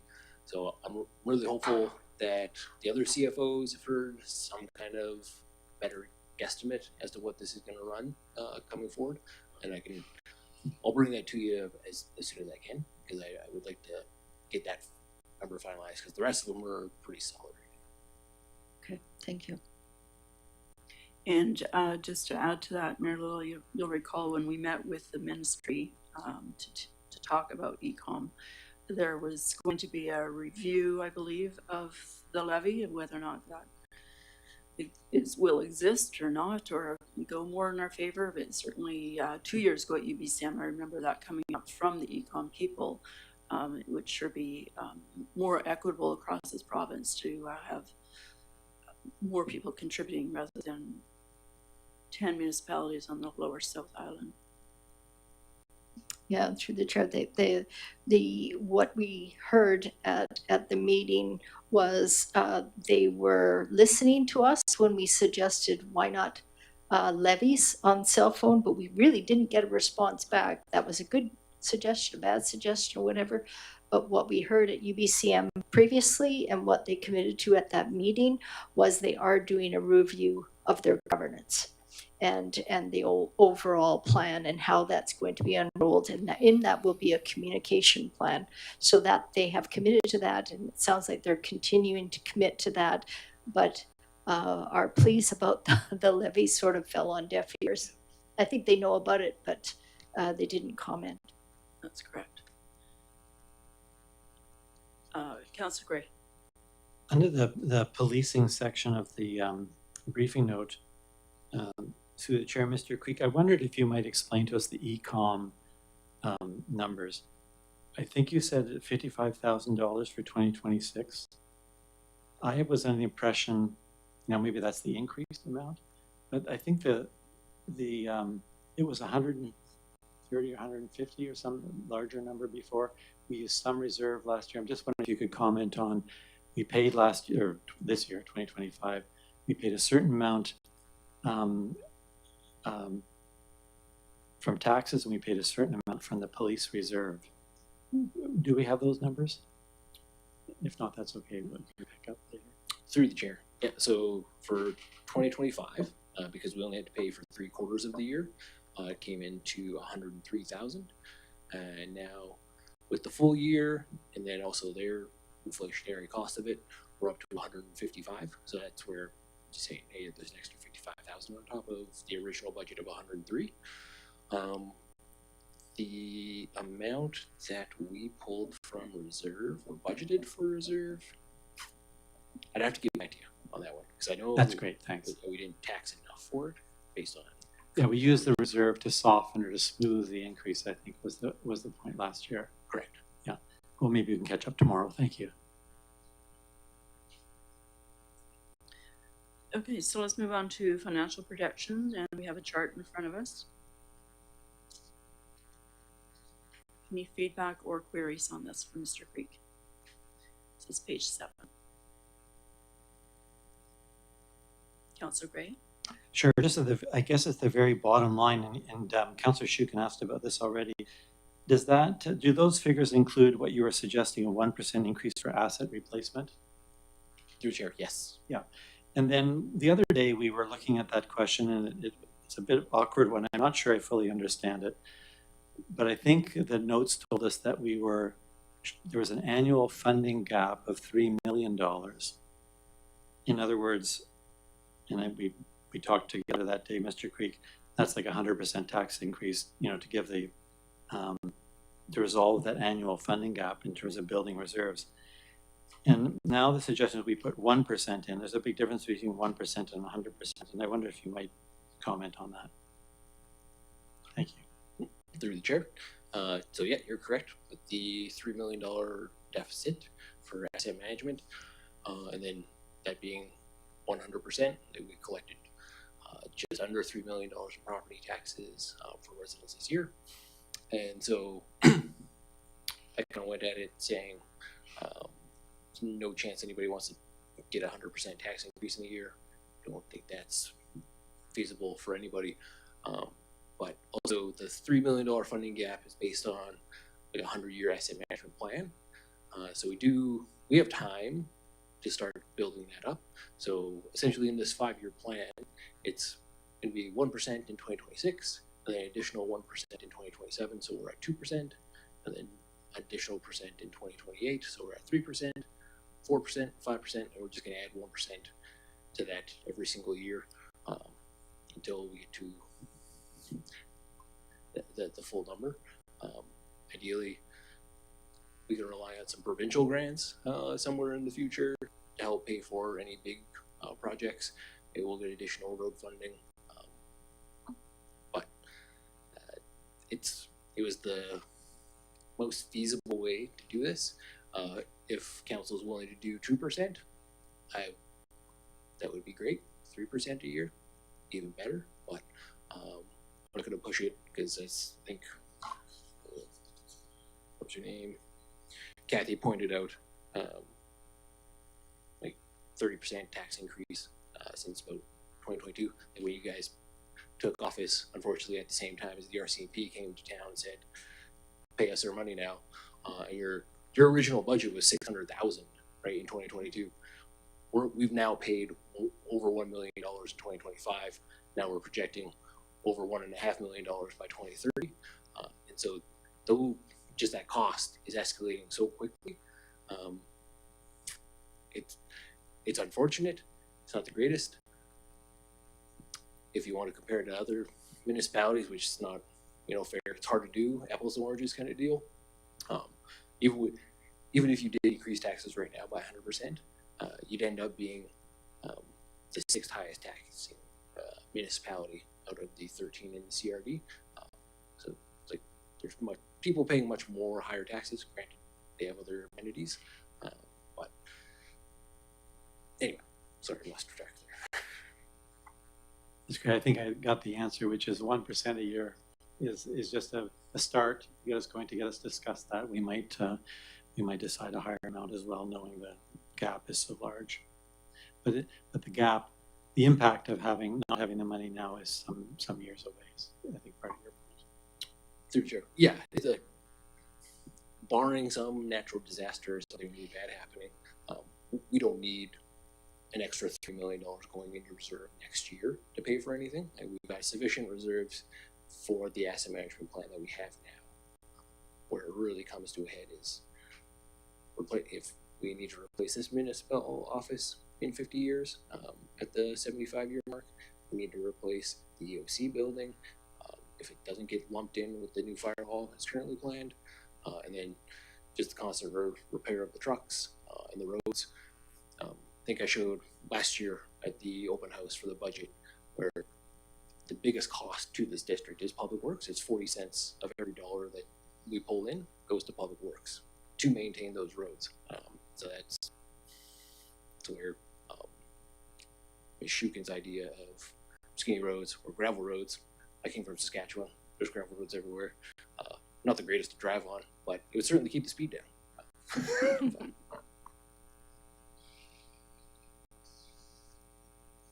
Councillor Epp and Councillor Shukin, do either of you have comments on the financial perception chart here? Councillor Shukin? I'm going to ask my random question now, if I could, Councillor Donaldson. So I think it was Ms. Canning had made an allusion to the tax classes and industrial, commercial, residential, and we know we have very, very few in the tax class. But I would be really curious to know, and I'd be really curious to know how many tax folios, I think you refer to them as, we have in the district, because I think there's been some misconception around all of that, and maybe what they contribute in terms of a percentage.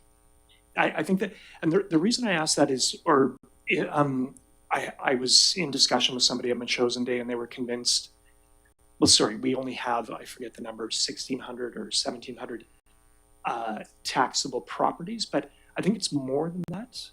And I wonder if it would be possible to get a breakdown, just so everyone's really clear.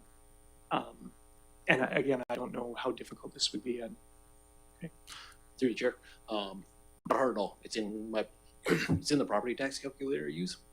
Like the information we pull in from BC Assessment, when they give it, they break it down by each class. So the residential, single family, the residential farm, utility, business, light industrial, that type of thing. So we're at just over 2,200 folios. There's 1,900 single family residential homes in there. And we are down to 150 farm properties out of all that. And then, like I said, there's about a handful of light industrial from, I want to say, 60-something businesses in total. But that's certainly where some movement in those areas could generate a significant amount of money. The mill rates for business is almost 5 times the residential rate. The mill rate for light industrial is over 6 times the residential mill rate.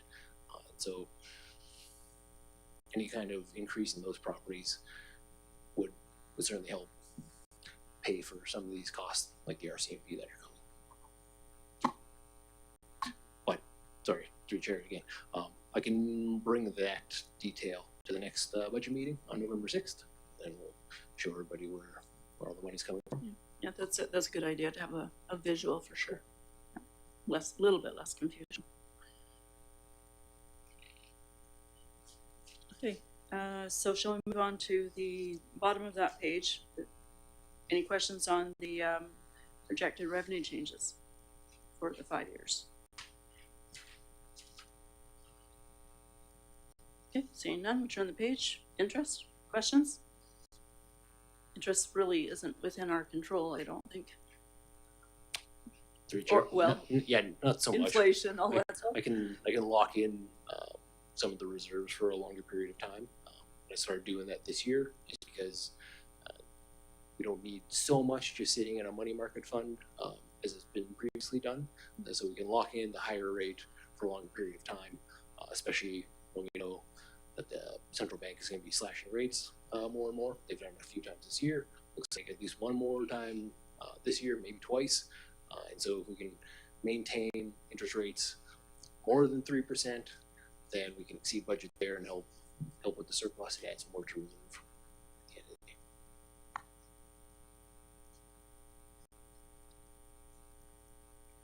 the day. Okay, so pills, we've covered that as well. Any particular questions on that? I think so. And if I may, Mr. Creek, I think you provided us a pill briefing note and not too long ago. Has anything changed there, or we can go back to that note just to figure out these numbers? Through the chair, no, nothing's really changed in regards to it. The only thing that's going to be popping up is again Mary Hill. Hopefully 2028. Not entirely sure exactly when it's going to happen. If that can get pushed off a little bit further, great. If not, we do have the tax stabilization reserve that we're going to use to buffer that drop in revenue for about 3 years at about $150,000 a year. And then if we would like to add some more at the end of this year, once we figure out what surplus we have, we'd certainly do that and try and maybe get 4 years out of it, maybe 5, again, depending on how long that PILT stays in federal hand. Marilyn? Yeah, thank you, through the chair. So when the property is transferred to the First Nations on the Mary Hill, we will no longer be getting the payments in lieu of taxes, the PILT. Now, the question that I've wondered, and I think you've answered before, but I've forgotten, will the First Nations won't get those PILTs, right? Because it'll be in their treaty, that'll be in their treaty package, right? Yeah, because they will technically own that land again there. So as far as I know, the federal government is not going to can pay them annually what would be the equivalent of $150,000, because I don't believe the First Nation has their own tax rate for their land. Could be mistaken on that. And then the other question through the chair is, are there any other parcels of land, section 95, 25, 28, or do we get PILTs for any of those right now? And will those cease when we actually hold title? Through the chair, so right now the district does not receive any PILT from any, like the section 95, 98, and is it like 20? 25. 25? Yeah. So we won't receive anything from that, so when you take it over, no change in the revenue. Thank you. Councillor? Yeah, does that land get transferred immediately when the treaty is signed? Or would there be further procedures?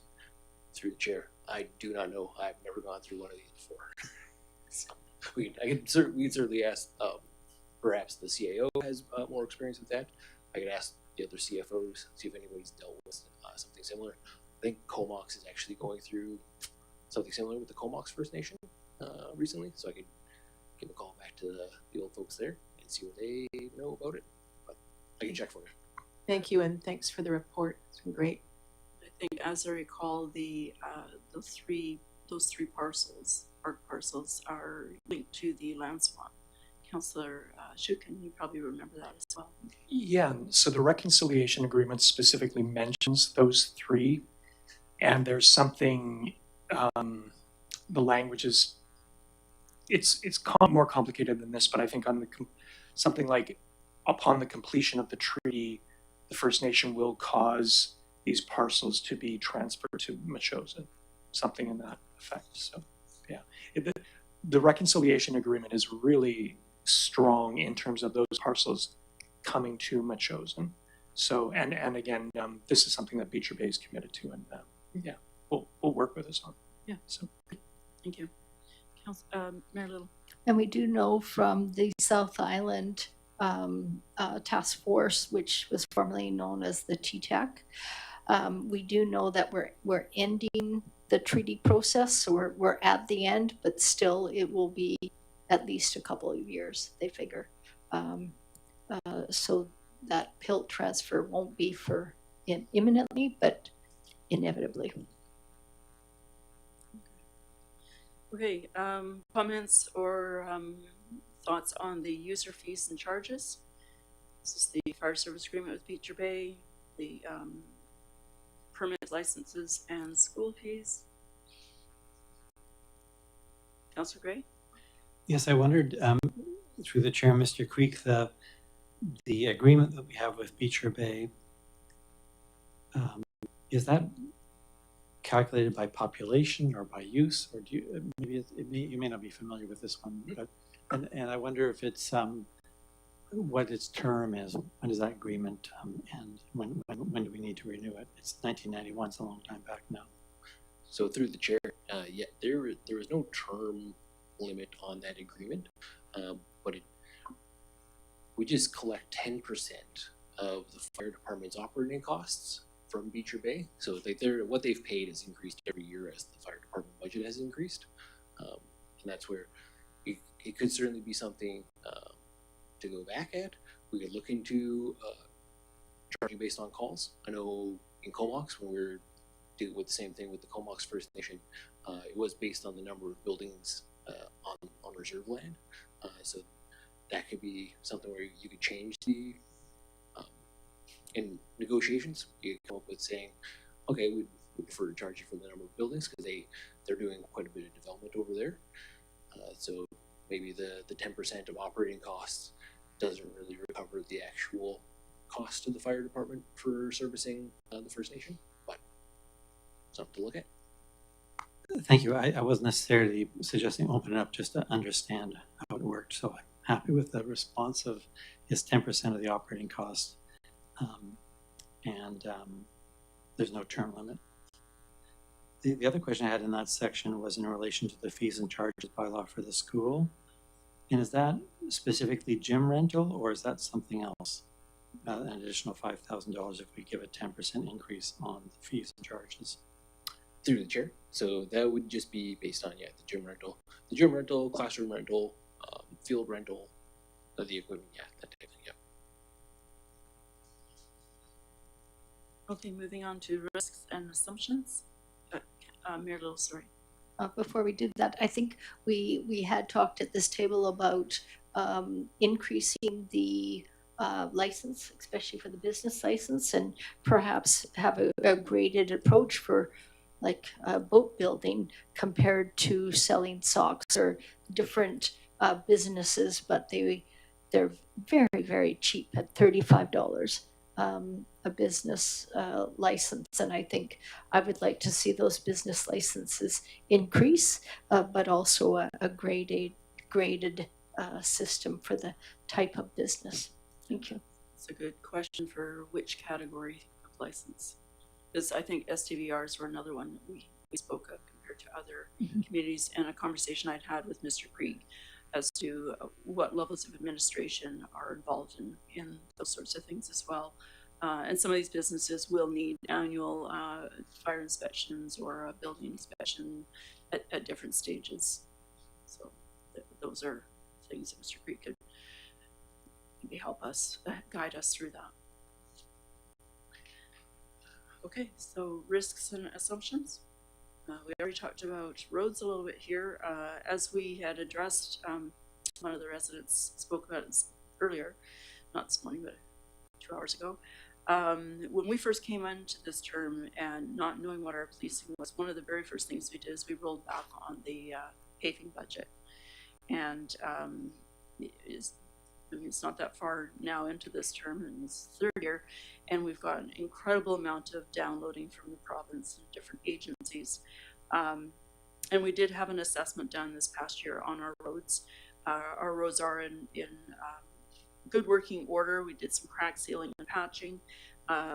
We do have a new schedule for the paving, but another thing to look at, we'll get more into the budget as to how we want to approach that this year, prioritizing, but not pushing things off so far, because that assessment clearly has brought us forward 25 years, beyond 25 years where it was before, and different use and traffic patterns and stuff. So something for us to be conscious of going forward, because that is significant amount of funding going into that one particular thing. Any other comments on this section? Mayor Little and then Councillor Shukin. Yeah, thanks. Through the chair, I just wanted to ask our CFO the information on the grant funding. When we had the ministerial meetings at UBCM only a few weeks ago, the common message and the overall umbrella message that I received was there's no money. There's no money for future grants. Although the UBCM grant that we applied for is secure because that money has already been allocated, there's no money for grants. They're trying to cut back on staff. They've got a hiring freeze, and even the UBCM infrastructure grant that we applied for, that there will not be an intake next year.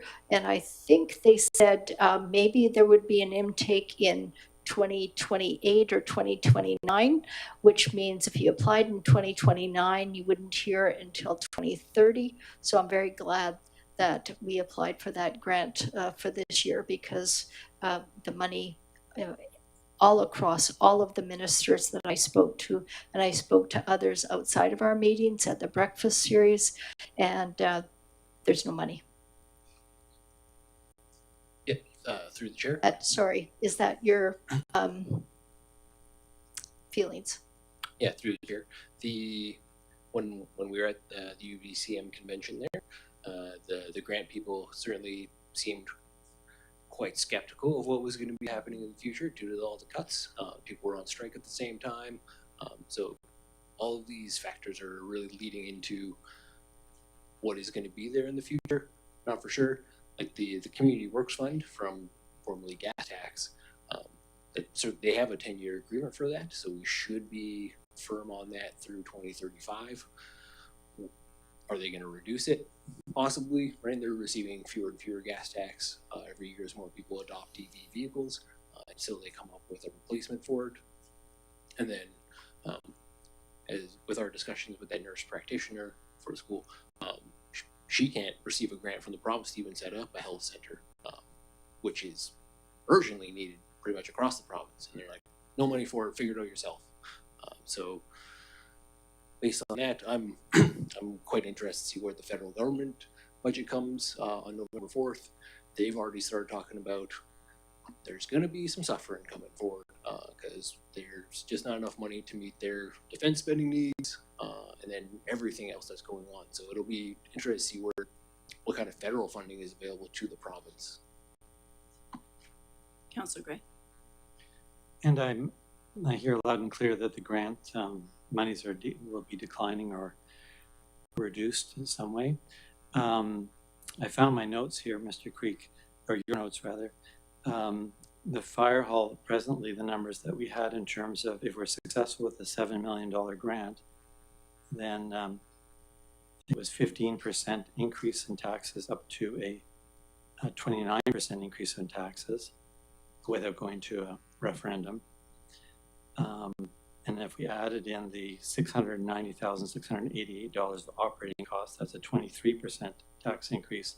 So proceeding with the fire hall would give us a 38% to 53% tax increase under the current scheme if we're completely successful.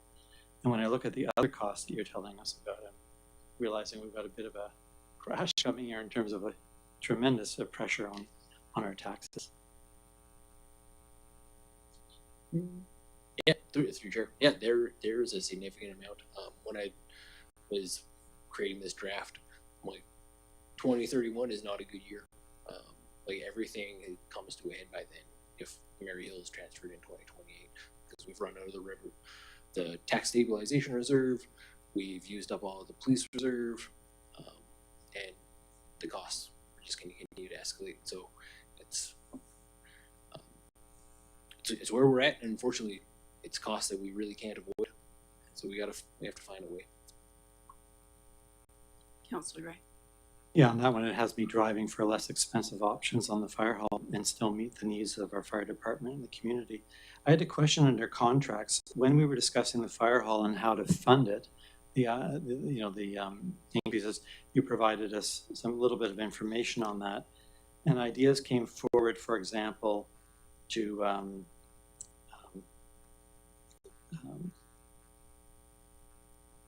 cease our involvement, I guess, with the Greater Victoria Public Library, with West Shore Parks and Rec in order to fund the fire hall. And I wondered, I saw in the newspaper, Mayor Little, you came to the last meeting asking about, which way to vote on the CRD to support the arts. It was unanimous vote in favor. Thank you for that. But I guess I'm wondering, are those things on the table or are those theoretical questions for our budget this year?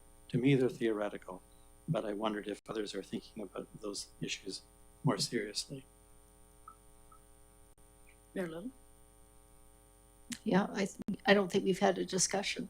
And so I don't know if you can ask people whether it's theoretical or not without us having a real discussion. For sure with the CRD arts, although the minutes do say that it was unanimous, I did say that I have grave concerns because adding another service, art service, transportation service, it always adds to the levies.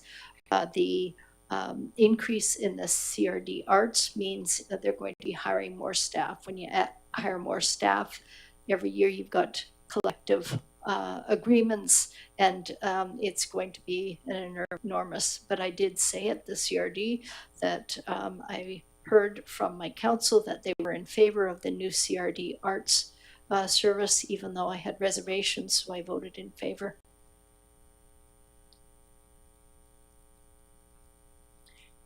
Mayor Little, recently, Mayor Kobayashi was interviewed on Czech TV, being the only person that actually voted against the APP. Is that the same thing that we're talking about here? Yeah, actually, there was some mix-up whether it was actually unanimous or whether Mayor Kobayashi's vote was in the affirmative or the negative.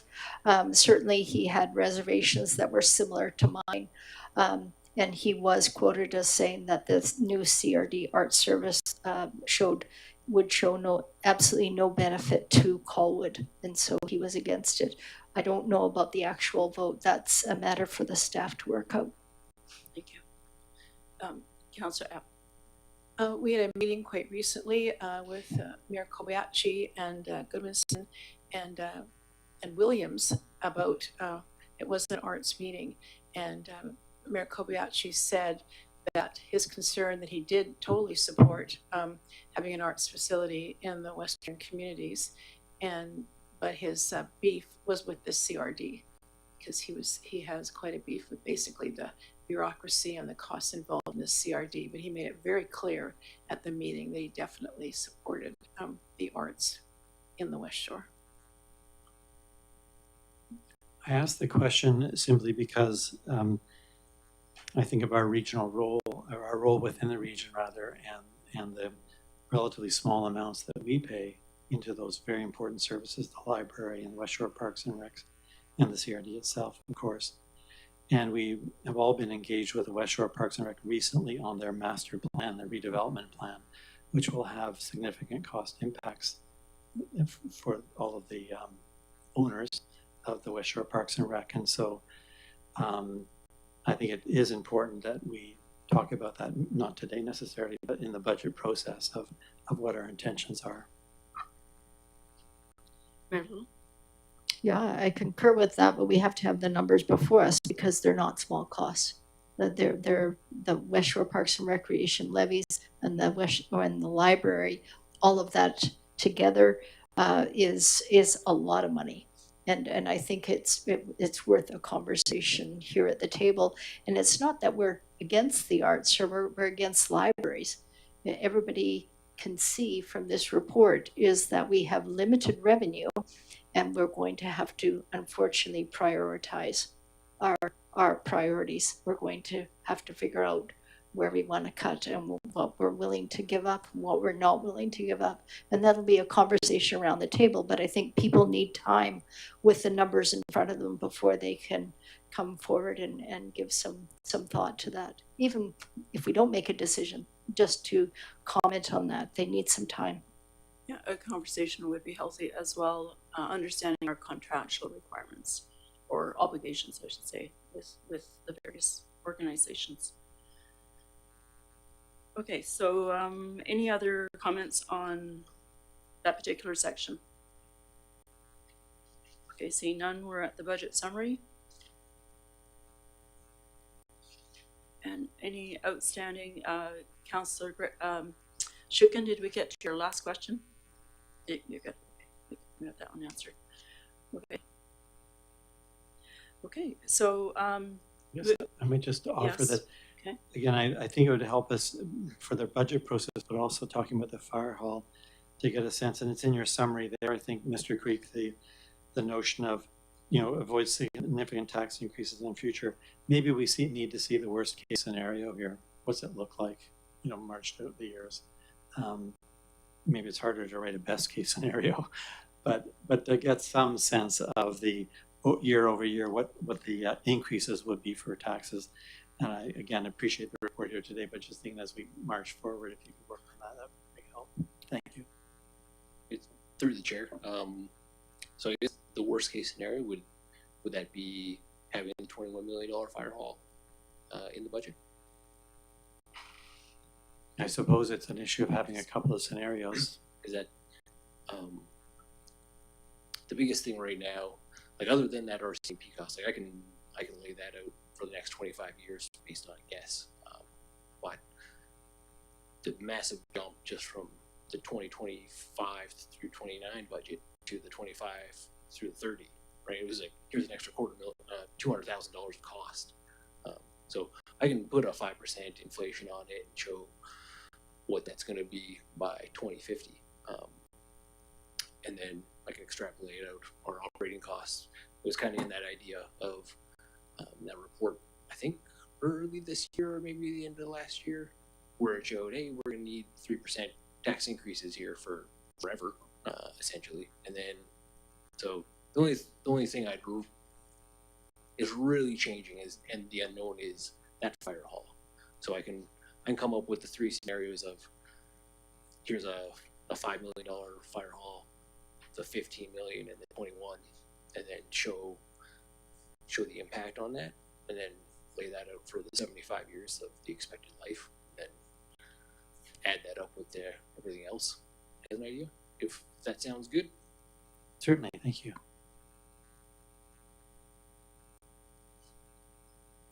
Any other questions? If not, let's move on to opportunity for the public to have input. Thank you very much, Mr. Creek. Appreciate the full report here. Is there anyone in the gallery who would like to have some comment to the committee on what's been presented here this afternoon? Please feel free to step up to the mic, introduce yourself and the street on which you live. Thank you. Sorry, And Mary Ann Dillon. You can move the mic according to how. Mary Ann Dillon, 40457 Saddleback Road. I just had a couple of real quick questions that you may or may not have the answer to now, but regarding policing, which that seems like it's our most significant expenditure going forward. I know that our population currently is above that 5,000 mark. So my question is, if in the future, if we're trending that our population goes down below that 5,000, is there an opportunity to have those costs go down like they were beforehand? that is a question that's come up before, and I'll defer that to the mayor, Mayor Little. Yeah, thank you. And there's precedent setting for that. Duncan actually went above, then they went below, then they went above. So when they went above, they adjusted just like we did to have to pay those costs. When they went below, it wasn't automatic that those were adjusted, but they eventually were adjusted to the lower level. And then they do go according to the population. We're right now at 5,067. The BC stats put us at 5,303 or something like that. Yeah, So that's the BC statistics. So unless you have 67 plus 300 friends you want to say go live in Langford, I don't know what we're going to do. I don't think we're going to go below, but you never know. You never know where.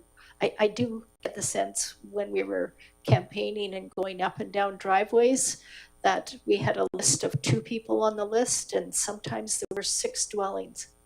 And so there were more people at those properties, and by that I extrapolated, and I think we're at least at the 5,300 mark, but maybe not. We'll see what the census next year, when they do the census next year, that will tell us, but it will go, our policing costs will commensurate with the population. Thank you. One other question that I just had about with our housing targets, and I know there are, a couple of subdivisions that are sort of underway, and I think we've got that 852 housing targets that we're supposed to be adding within 5 years, I believe. So have the additional tax revenues been incorporated into our taxation anticipated revenue stream, or is that something that Mr. Creek can answer that? Through the chair, I have not. So good call on that one. We can. I think there might be a couple of building permits out there right now for the Beckingham people. So I can talk to our building inspector, see what kind of values on there, and then I could throw those in and say, here's an extra, $20,000-$30,000, whatever it might be.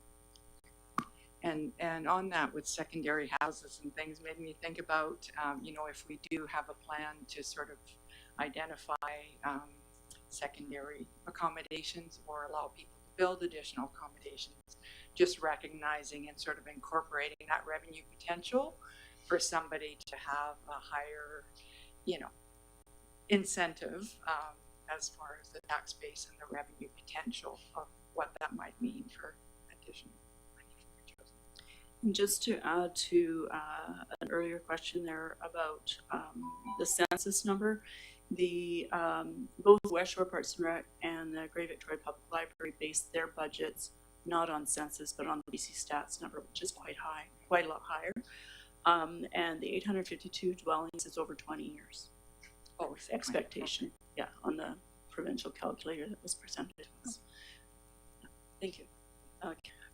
Councillor Epp and then Councillor Gray. Yeah, with that number too, it doesn't mean that we have to add 800 plus houses. It just means we have to have the capability of being able to add it. So it's not a requirement.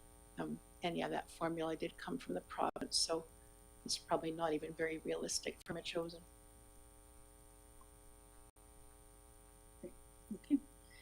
Anyone else from the community that would like to speak?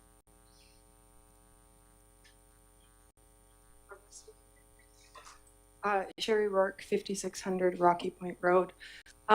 Great reports, and I think this council has really challenging decisions ahead of them.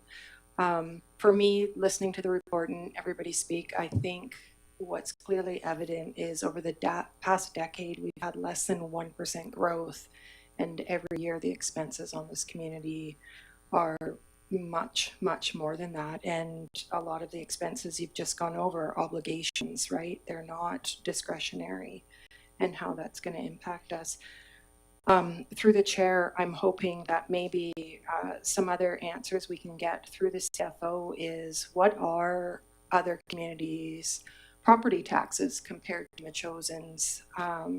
You know, somebody in, or we can just go to average taxpayers. So what is the average taxpayer paying in surrounding communities? I, you know, had asked around and I heard between 9,500 and 11,000 for similar values to my house. And so when I look at what our tax rate is versus that, it is extremely different. You know, so I just think actually having an official acknowledgement of that might help us understand as Metchosin residents where we sort of sit. I'd sort of like to know what happens more after 2031 once we've depleted all of the reserves. And I think Councillor Gray kind of went towards that question too. What are we looking at in the future? And are we putting an adequate amount into infrastructure replacement? Because right now we have not planned accordingly to replace or renovate a fire hall. So is 1% enough for when this building needs to replace? The community house, public works building, the money that, you know, eventually needs to go into the school. The buffer land, there was an article in the last week, another community was looking at something similar, and they're looking at a restricted use on that property to lower their costs. So instead of parkland, they were, I can't remember the term and I can't remember the article, and I wish I would have saved it, because they were looking at restricting access so that it's a wildlife, I don't want to say corridor because I don't think that's the term that they use. But I'm just wondering, as we're acquiring more properties, that's another cost that comes on the district, and maybe it shouldn't be parkland, maybe it should be restricted to allow wildlife to thrive instead of giving people, you know, more access, which increase our costs as residents. While we have, obviously it's been discussed before, everybody around us comes to Metchosin to recreate. So as we see more people in surrounding communities and we develop our parkland, we're increasing our costs with no increase in taxation revenue. I think that sums it up. Thank you. The bufferland, just in regards to what you're saying there, the working group actually worked a solid six months, I think it was, and put together a very thorough report as to the limitations of human activity and the various ways we could accomplish that. Ecological reserve was one of them. And there's an post-secondary educational component that can be tied in with that. But as the mayor said, with covenants and various ways of securing and rezoning, that report is worth a read. It was I remember very reading well it, but it was that article, I just saw that, and listening to you guys tonight talk about it, I'm like, oh. Yeah, we had addressed that for sure. Okay, thank you.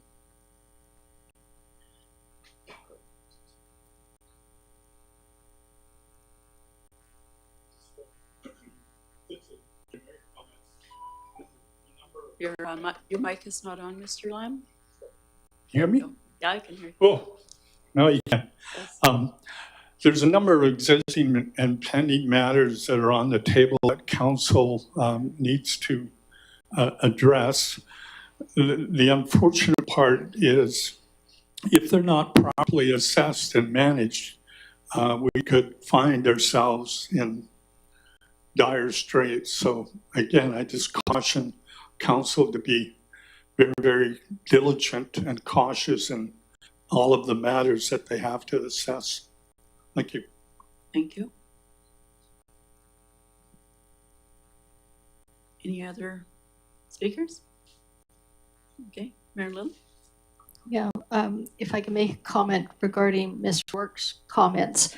If council remembers correctly, in the first year, I was pitching the idea of having an economic development or economic sustainability committee to talk about exactly that question. What do we do in the future? And in response to Councillor Gray saying, what do we do in 2031? That's what I was talking about.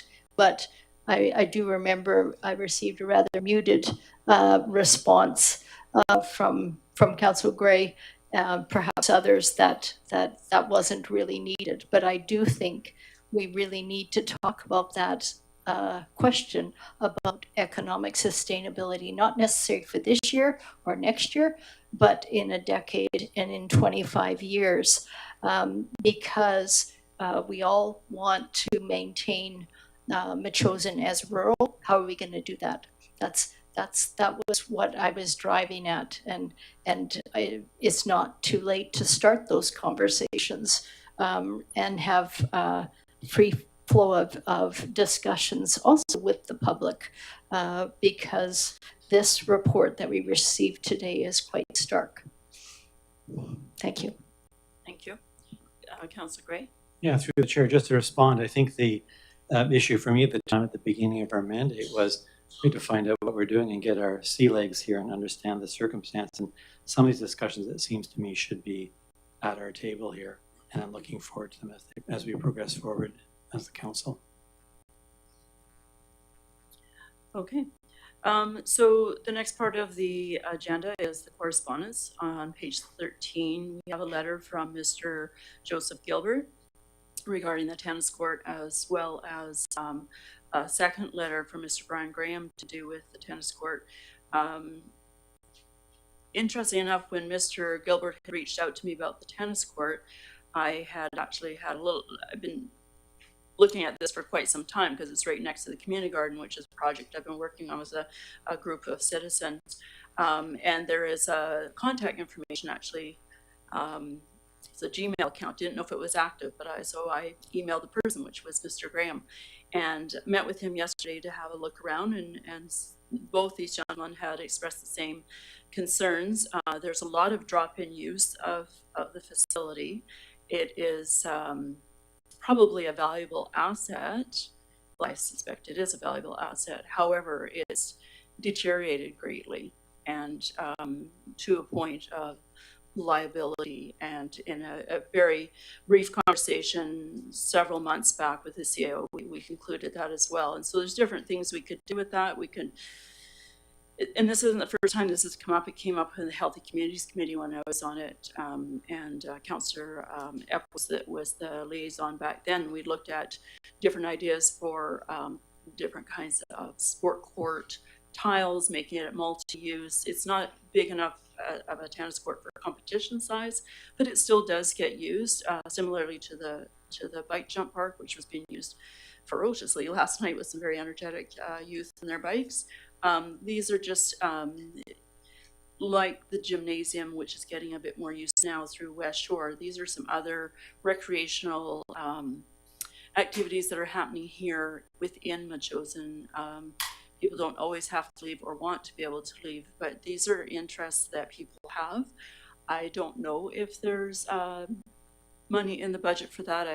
Mr. Creek and I met yesterday. We talked a little bit about what the budget was for the school. This might help out. I do know that there's probably, I don't know for a fact, but in the last 2 years that I've been looking at grants, there are some sports grants. There's, again, with all grants, it's how you collaborate with other organizations and that sort of stuff. So these are just interests that these two gentlemen have brought forward that are recreating here at home.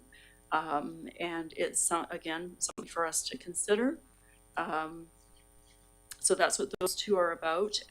Mr. Graham actually gives us some diagrams here of things that he's looked at in the past, and I believe he included, he may have included a link to, well, maybe not here, but in correspondence I had with him, there was a link to a grant, and I looked at it today, and it deserves a little bit more in-depth look at it. There were 3 or 4 different components. Not all apply, and it's just closed now, so it would have to be in the next year when it opens up again. So just things to look at, not to put on the back burner, but to consider in the future. Maybe not high priority when we think about the emergency, all of our emergency services is a really big chunk of our budget. And then going on to Mr. Brown's letter, we've already talked at length about Mary Hill Pilt. I'm hoping that we actually answer some of the questions that are what Mr. Brown is looking at here. We did have the drawdowns that the CFO provided, and he talked about a glide path. I'm not sure if that's the same thing as the drawdowns or not. Yes, okay. So those are the three correspondence we've received, and I suspect at each meeting we'll probably have correspondence, as our community is very aware of how we're investing their tax dollars. Councillor Gray and then Councillor Shukin. Yeah, just to say, we did receive also some time back a, not sure a proposal, but an idea from Carol Voigt about pickleball courts combined with tennis courts. And so there is some interest in the community for sure.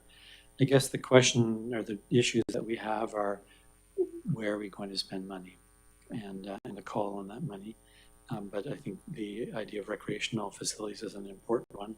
We certainly put a lot of money into the school gym.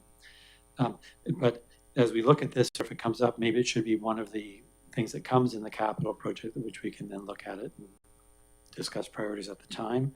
And then the other question I would have, just in terms of preparing for that, is what's the role of the West Shore Parks and Rec, and what are they thinking about? They've had some thoughts about extending their reach, and how might they do that, and is there a question of funding involved, or how would that all work? So a great idea, just the problem, again, as we've already been talking about tonight, is money. Right, and on that, West Shore Parks and Rec, obviously we have been promoting Metchosin as one of the satellite places to go, that we don't have to build brand new. That was something that I know I talked about at the board when we were talking about the master plan, that it costs a lot to build, but there's buildings around, like our gym is newly renovated. There is an interest to do more programs in there, and just balancing that with the people that are already using it. Mr. Creek and I have talked about other things that West Shore could do here in Metchosin, using our fields, doing camps with kids, maybe even tying in arts and culture, that sort of thing, again, as a satellite, because there's people from Royal Bay that'll come here, or the border of Langford as well.